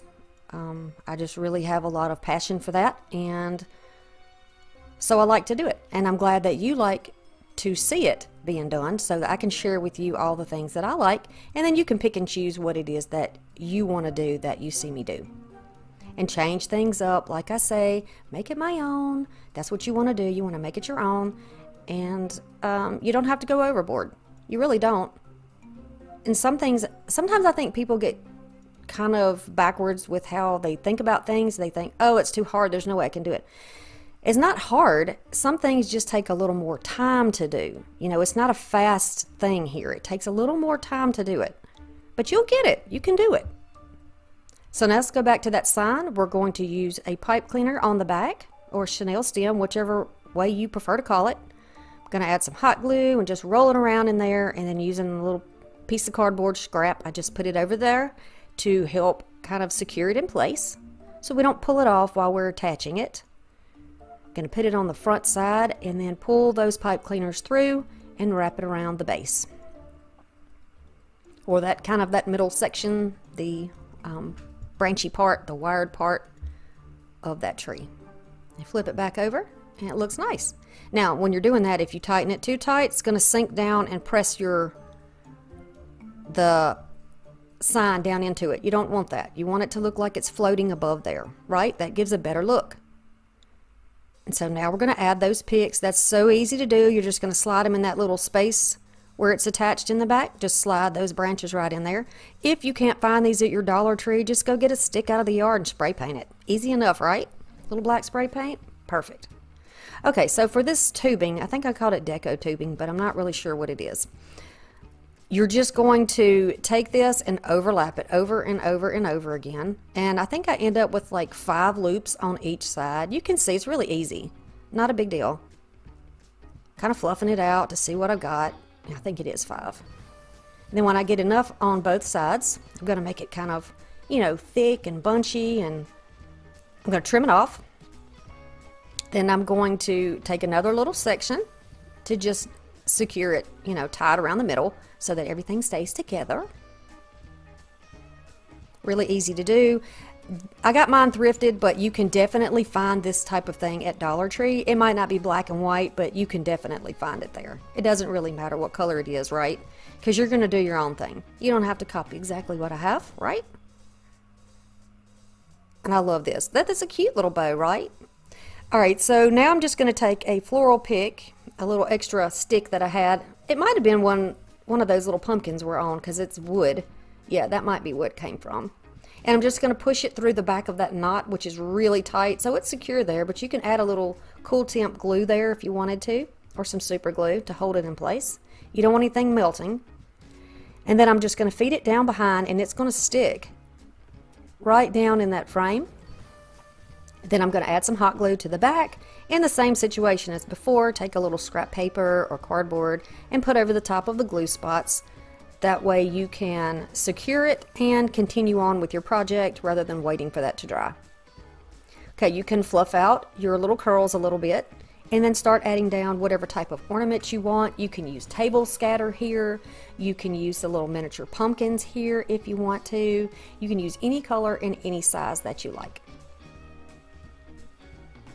And these little mini ornaments are perfect. To me, in my opinion, they're perfect for this. I'm just going to add these here and there in the little rolls and also in the branch to give a little more interest.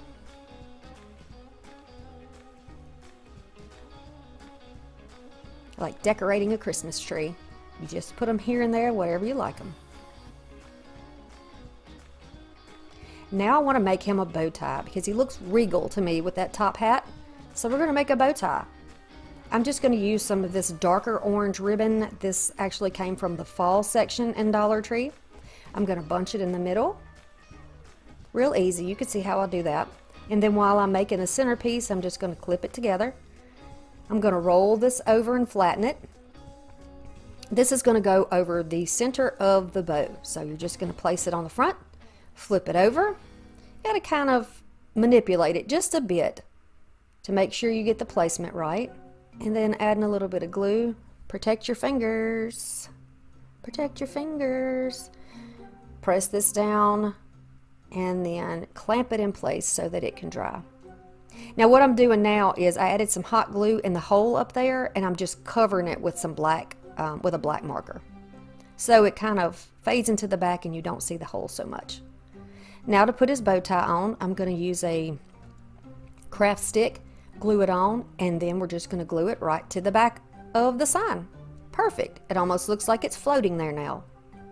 So I mixed up a little dark orange paint to go over this glitter because I noticed that the glitter was kind of sparse in some areas, and it just gave it kind of a cheap look, and I want to give it a little bit of a more of a high-end look, you know.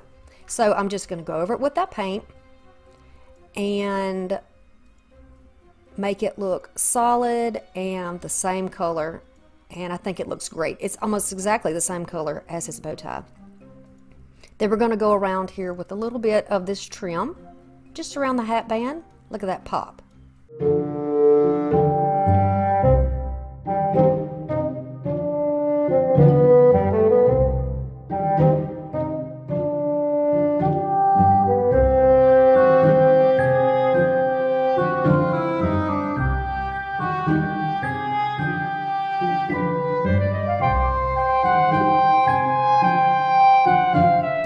We're going to start off with some of these little pipe cleaners. I got black, and then I've got a variety of raffia in different colors. I've got some metallic mesh. You can use whatever color you like, but this is 10-inch mesh. I'm only going to need part of one roll.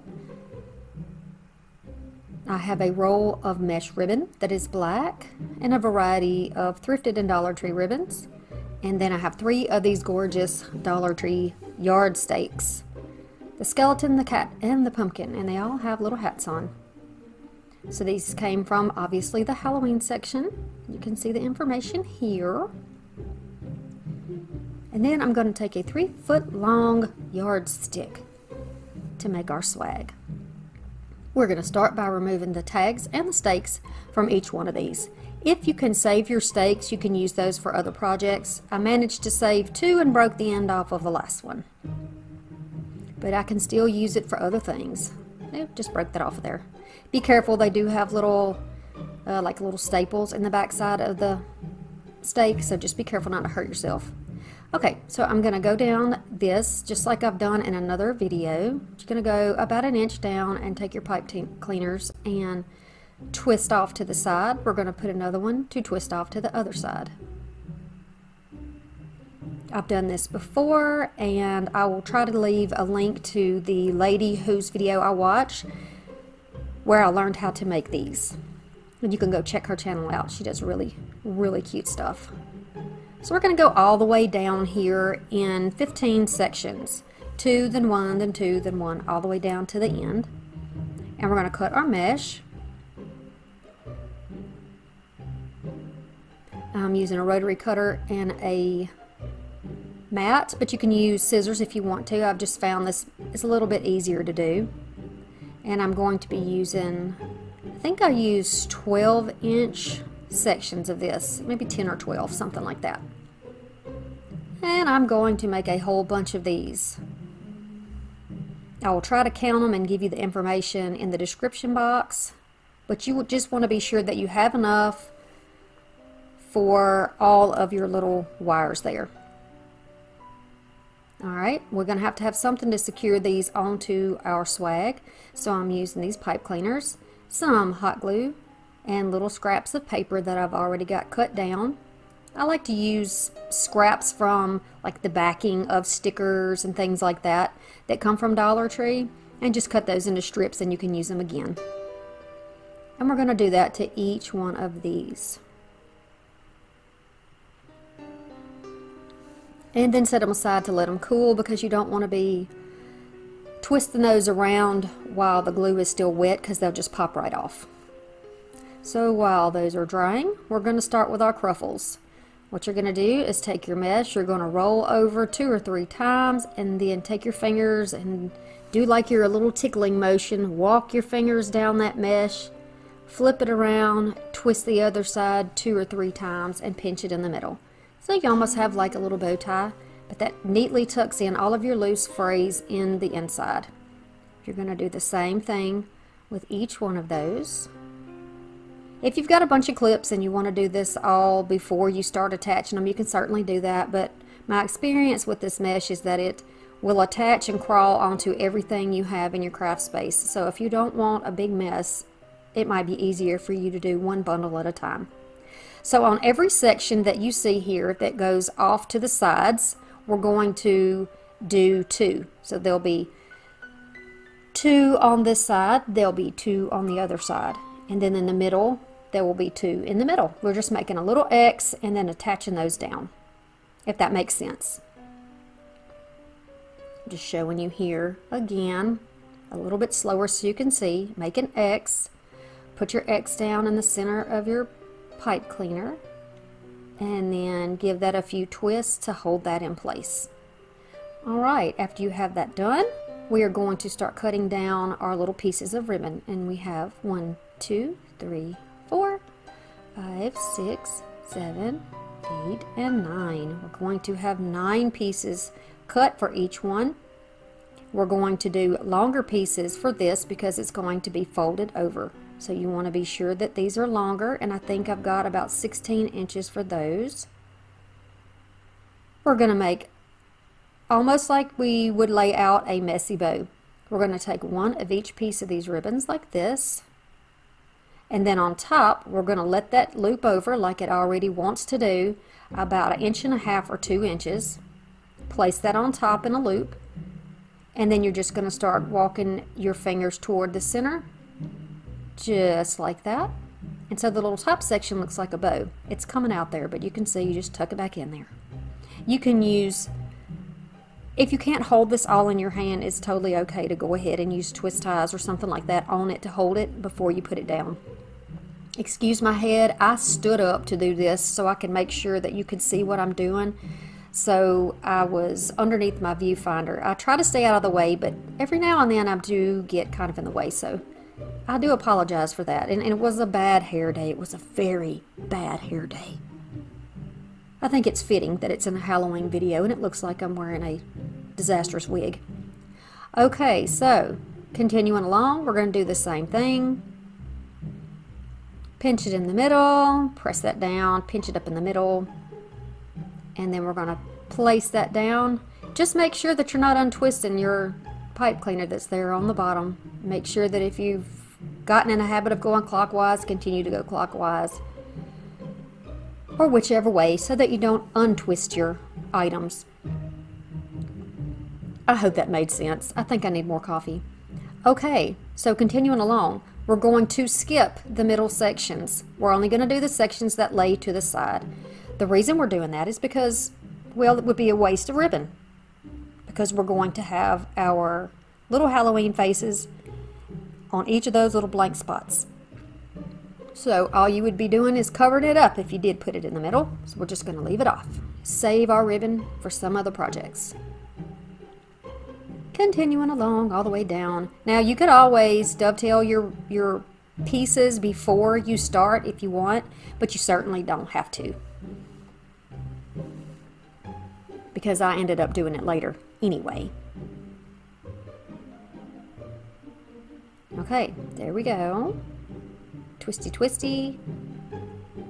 And then the last section on the bottom is a single section, but I'm going to put it on the bottom anyway. So that's the only little middle section that's going to get a bow. Begin to fluff. We all know how to fluff, especially if you've been watching my videos. I'm crazy about the bow fluffing.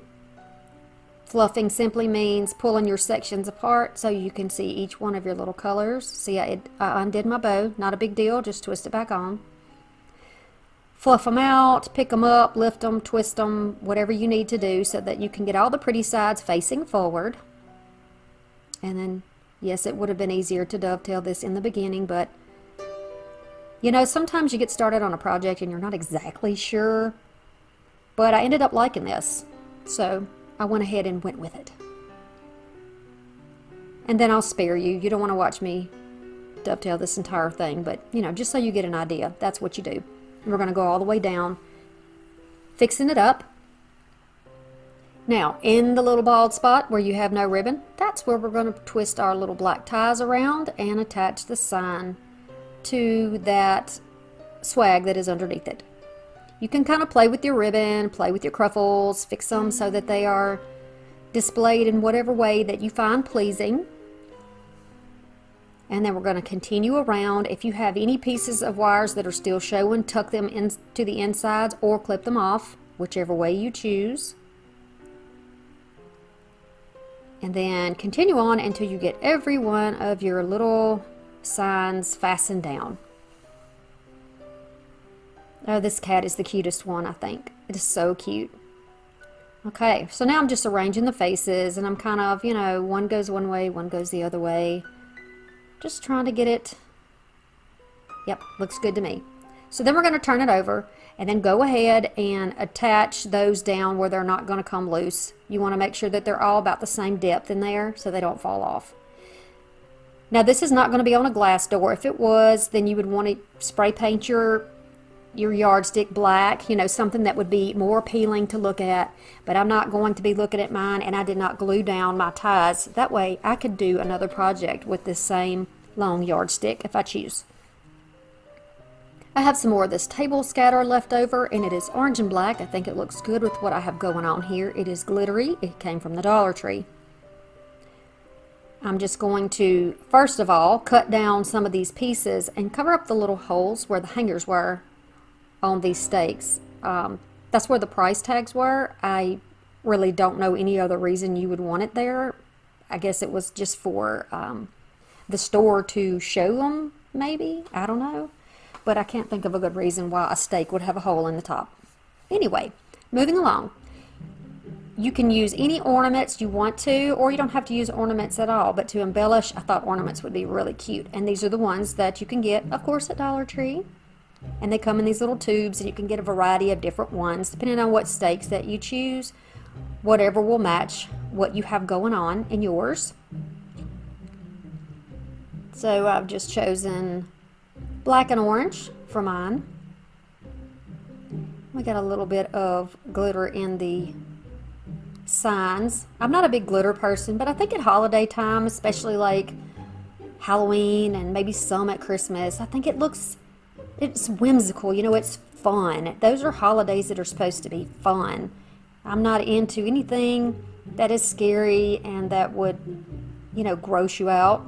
I guess, I don't know if people even use the term gross you out anymore. I'm 48 years old, so that is something that I still say. I just like the stuff that's cute. And I have young kids in my house, and I don't want to scare them to death.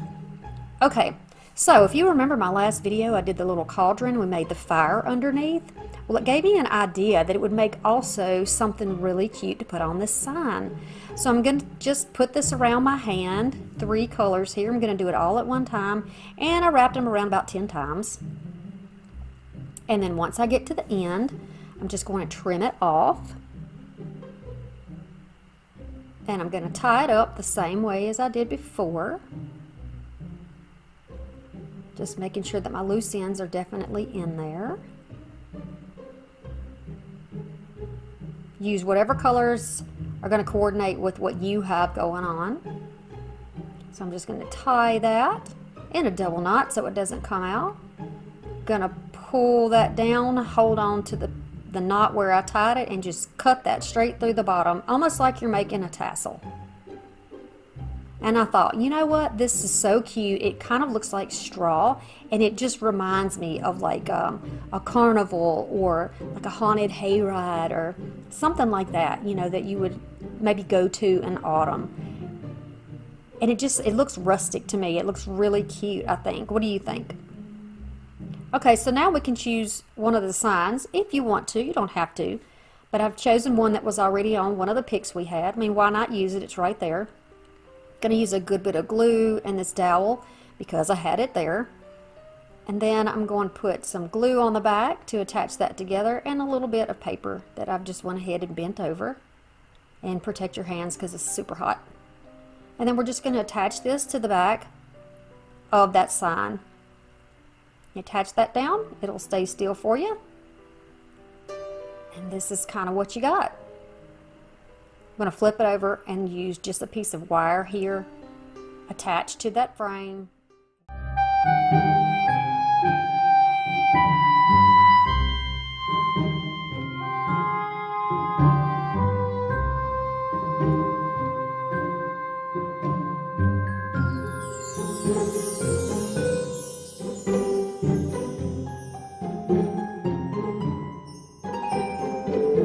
Start with the wreath form that comes from Dollar Tree, but I believe you can get it other places. This is the one that's dimensional, it's not flat.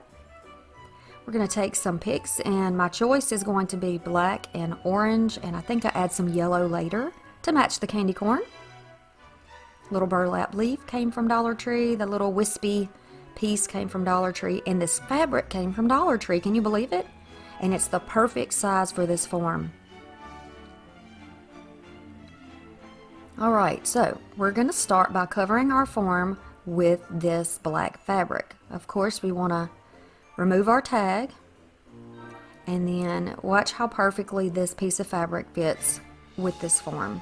I could not believe it when I tried it. Yes!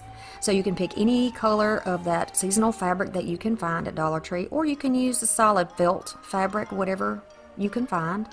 You can even use an old shirt, an old skirt, an old blanket or sheet, whatever you like. So I'm just clipping this and then flipping it over so I can see where I'm going to be needing my glue. I don't have arms like an octopus, which would be ideal for this because I could hold everything at one time while I'm gluing, but since I can't, these clips work great, and they came from Dollar Tree. They got little silicone tips on them, so they grip really nicely for these projects. All I'm doing is going around the edge and just kind of laying it out where I know I want it to be. Just like this. And then we'll trim off that excess in a bit. But for now, I'm just going to put it where I know I want it to be, and then we're going to work with one section at a time.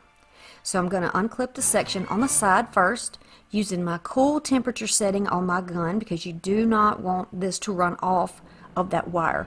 If you use a high temp, it's going to fall off the wire. We don't want that to happen. We need a little time to be able to adjust that fabric to fold it over the edge. So having that cooler temperature glue is going to work better for that. Then I'm going to go to the other side and then attach that side down. See how that bead sits right on top? That's perfect. That's what we want. I'm not going to stretch it too hard because if you stretch too hard, these frames will bend, and I don't want to change the shape of this pumpkin. So I'm just going to follow the natural form and wrap around the edges. I'm going to continue to do that all the way around this pumpkin. I'm going to do a little bit at a time. So I've done both sides. Now I'm going to go to the bottom. And you get the idea here. Folding it over, squeezing it down so that the glue goes on both pieces of fabric and on the wire form. So we're going to continue around like this. I wanted to let y'all know, guys, this is a little hidden giveaway. I'm having a 5,000 subscriber giveaway, so if you haven't subscribed, be sure that you do that. I'll be giving you more details later on that, but I can tell you that the giveaway is going to be a box full of goodies, things that I have thrifted for crafting, things that I've picked up from Dollar Tree, extras, there'll be ribbons, probably transfers in there, maybe fabric, tools, paints, all kinds of things. So when we get to 5,000 subscribers, we're going to have a giveaway. Stay tuned so you'll know what to do. Okay, so when we get up to the stem and we've gotten everything else glued down, I'm just going to clip there around the stem so that I can trim off everything and still have a little bit on the top to work with. We're going to do that in just a second. Sharp scissors really do help. I've heard that you can sharpen your scissors by cutting on a piece of sandpaper or cutting on aluminum foil. Now, do your own investigating to see. I don't want anybody to ruin their good scissors, but I have used it on sandpaper before on my scissors, and it works great. So try that at your own risk. Alright, so just around the top here, now I have this little flap for the top of my pumpkin. It isn't the perfect fit, but it'll work for what I need. I'm just going to fold it over. You can see I'm a little bit out of camera range, and I apologize for that. I think I've gotten much better. If you've watched my videos from the beginning, I've gotten much better about trying to stay where you can see me, but you know, sometimes in the heat of the moment things happen. Alright, now there's a bunch of different types of ribbons that you can use. Whatever you want to use to trim yours out, you can. I just tried a few different types. I like this particular ribbon because it's wide enough that I can put glue on it and put it right down the center of those wire pieces without any glue coming out the sides. If you use a very thin strip, you might have an issue with glue seeping through, and I'm always striving to make a high-end look, and I want to show you how to do those little extra things to give you a high-end look. So we're going to start at the top, right beside the stem on that first ring, and you can almost see through the fabric here, so you can see it. And you just want to lay that down and add a little bit of glue as you go. You don't have to put a whole string of glue there unless you just want. I found that with the cooler temperatures, when you put a dot and then pull down to another dot, you pretty much get a little stream anyway. It's just like a little string, but it's plenty to hold that ribbon in place.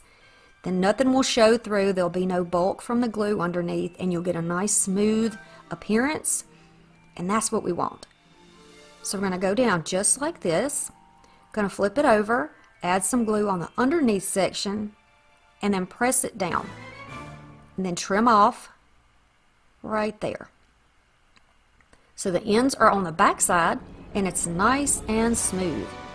Going to show you again. We're going to start here, a little bit of glue, press it down and squeeze it to the back. Some of the glue goes to the back of the form.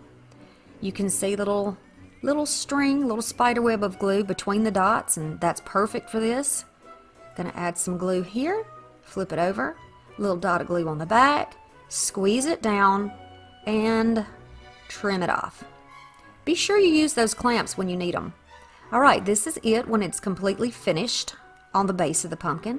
Now we're going to use a little bit of this burlap. Use whatever you have. This really doesn't show too much in the end with the design that I use, but whatever you decide you want to use, you could wrap with ribbon or burlap or jute, or leave it just like it is, whichever way you want to do it. But I like this black burlap, so I'm going to add this to the top.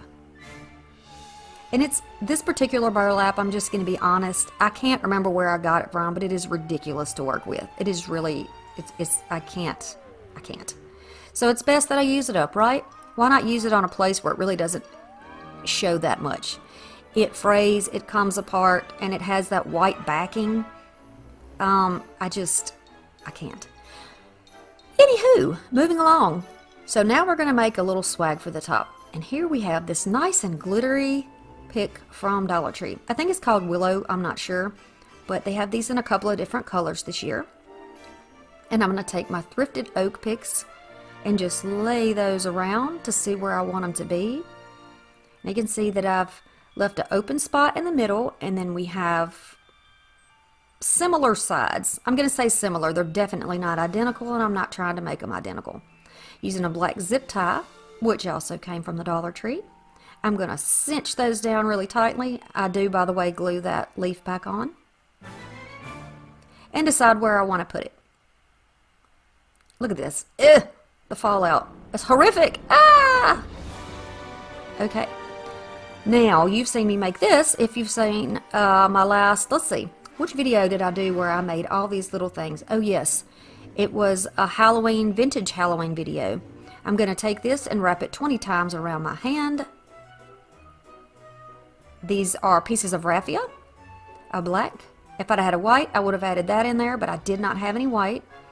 I'm not even sure they make white. Tie it in the center right here with some jute in a double knot, trim it off. I'm going to press it down so that I can see where the center would be, and I'm going to cut right through that center there. This is similar to what you would do with making a tassel, but we're not going to make a tassel. This is going to almost be like a flower or a little pile of hay or straw. It's just really cute looking to me, and it looks rustic, and it reminds me of, I think I've said it before, but it just reminds me of something carnival-like. I don't know. Alright, so I'm going to wrap that around. It's convenient to have that jute long enough that you can use it to tie. And I don't cut that stuff off until the end, that way I can use it if I need to. I'm going to fluff it out a little bit. It's a nice little filler. I think it gives some great color there amongst all the black. Okay. Now I'm going to take this burlap leaf. I think this is a maple leaf. Really doesn't matter. It's orange and it looks good here. It's going to break up some of that black. I'm going to press it in with that long little wire piece on the back and then just kind of fluff that other stuff over the top. I've got a variety of gold and yellow flowers here. I also have an orange flower that you'll see in a second. These two branches are thrifted and they are identical. So I'm going to pull the same branch off with the same little pick part off of each branch. Do you see what I'm saying? Yeah, they're identical. And I'm going to put one on each side. And then fluff it around a little bit to get it where I want it. I didn't have to use glue because this fits right down in the other stems from the other picks, which makes it great. But feel free, if you're going to hang it outside where it might get some wind and weather, that you would, you know, go ahead and use a little hot glue there. But I don't need it for that because it's going to be indoors. Look at this beautiful orange thrifted flower. Love it. Rather than shoving that down in that pick, which is already pretty tight, I'm just going to use a little hot glue on the back. And this is still my cool temp. I'm enjoying using the cool temp actually. And then I'm going to put my flower right down in there. I'm just going to press it down for a minute until that glue has a chance to sit up. So now we have a beautiful floral spray for the top of our pumpkin. Love it. We're not done yet. We're not done yet. Okay, so I'm going to take that jute, I'm going to wrap it around that wire frame and then tie it off. Just like that. Trim it down and then a little hot glue to keep that knot from slipping. Once it's cool, you can flip it over so you don't glue it to your table. And I need a hanger. So right in the top, there's a piece of the wire that is still easy to expose underneath the burlap. So I just press it down a little bit and then wrap a piece of that coordinating ribbon, the same ribbon, to make a hanger, just like that. And I'm going to cut this at a slant because I want the knot to be at the top. I like the look of that. So that's what we got so far, but we have one more thing we're going to add. But you can stop there if you like. Okay, so the icing on the cake. Dollar Tree has these cute little signs. I was lucky enough to get 2 packs, and they're different. The signs are shaped differently. It's going to fit nicely on the sign, I think. So I'm going to just take my little tie here, go right underneath my swag, and then attach it down, and then trim it off. It's hanging from a wire, so you really could adjust that up to make it shorter or down to make it longer. But I love the look of this. What do you think? Okay.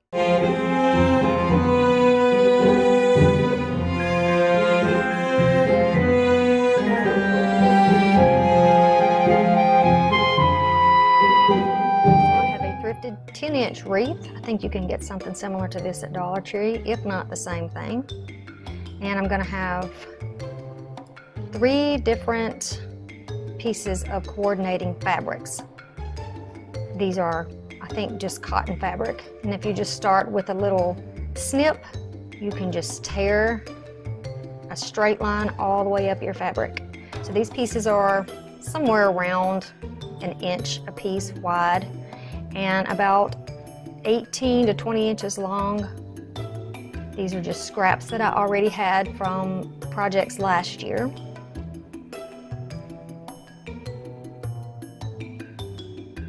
And it takes absolutely no special skill to make this wreath. It is easy but colorful and festive, and the cutest thing for a farmhouse style Halloween.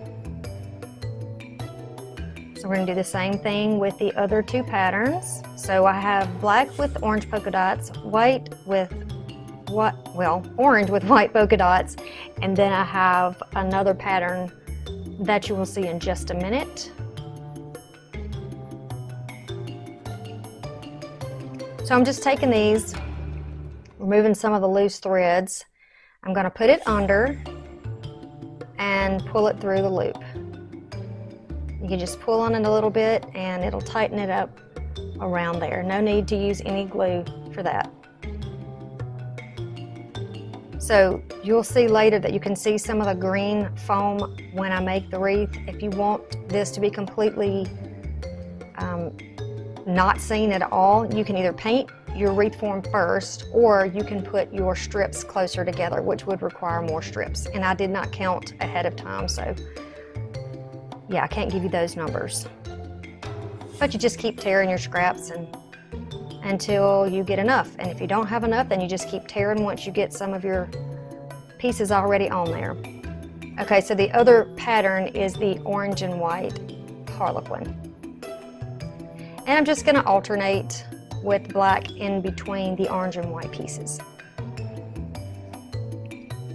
When I lay this down on the table and I lay it in half, I am sure to have the non-pretty side up so that when I pull it through, it actually shows on the outside. You see the back side of the fabric is what you see, and I put it through, and then the pretty side is on the outside. Simple, nothing to it. You're just going to keep doing this. There's my little witch friend. You're going to keep doing this until you get it as full as you like. You can let those bands overlap one another, or you can give them a little more space, whichever one you like. Okay, so here is the full wreath, and you can see some green showing through there. That doesn't bother me at all, not one bit. As a matter of fact, once you get to playing around with the strips of fabric enough, you can just about cover the entire thing. See how you just slip them around because they're not glued? You can just move them down, and I think it looks cute. Nothing is perfect. There's some pieces of thread sticking out. Some pieces are longer than others, but that's great. It's rustic, it's country, and it's the style that I like. Okay, so now we want to put some embellishments on it, and I usually cut this part out during editing, but I want you to see my thought process and see what your options could be. The jack-o'-lantern and this bat were both pieces that were broken off of a Target Bullseye Playground stake from last year, and I just sanded the backs down, and so those would be two pieces that could be options to put on here, and I of course chose the bat. I think he coordinates nicely. And then this is also one of those things from Target from last year.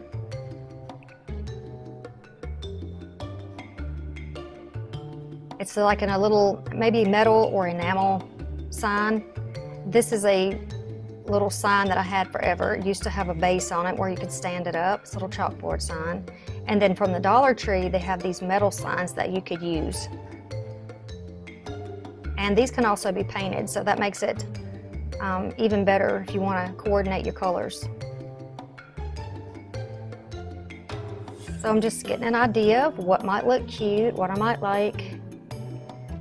And finally, I have decided that yes, the spirit lane is the sign that I want on this wreath. So I'm just going to put it down with some hot glue.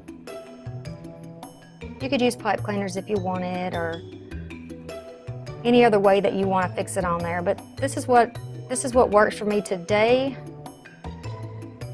And I'm pressing and moving my fingers because it's very hot. That metal gets hot, so be very careful about that. You can use your little fingertips if you want to. And then this little bag of scatter came from Dollar Tree. Just little glittery spheres of different shapes, well, different sizes. And there's little bitty black ones, and I'm going to use those to cover up the holes on the ends of these signs. It's almost like a little street sign.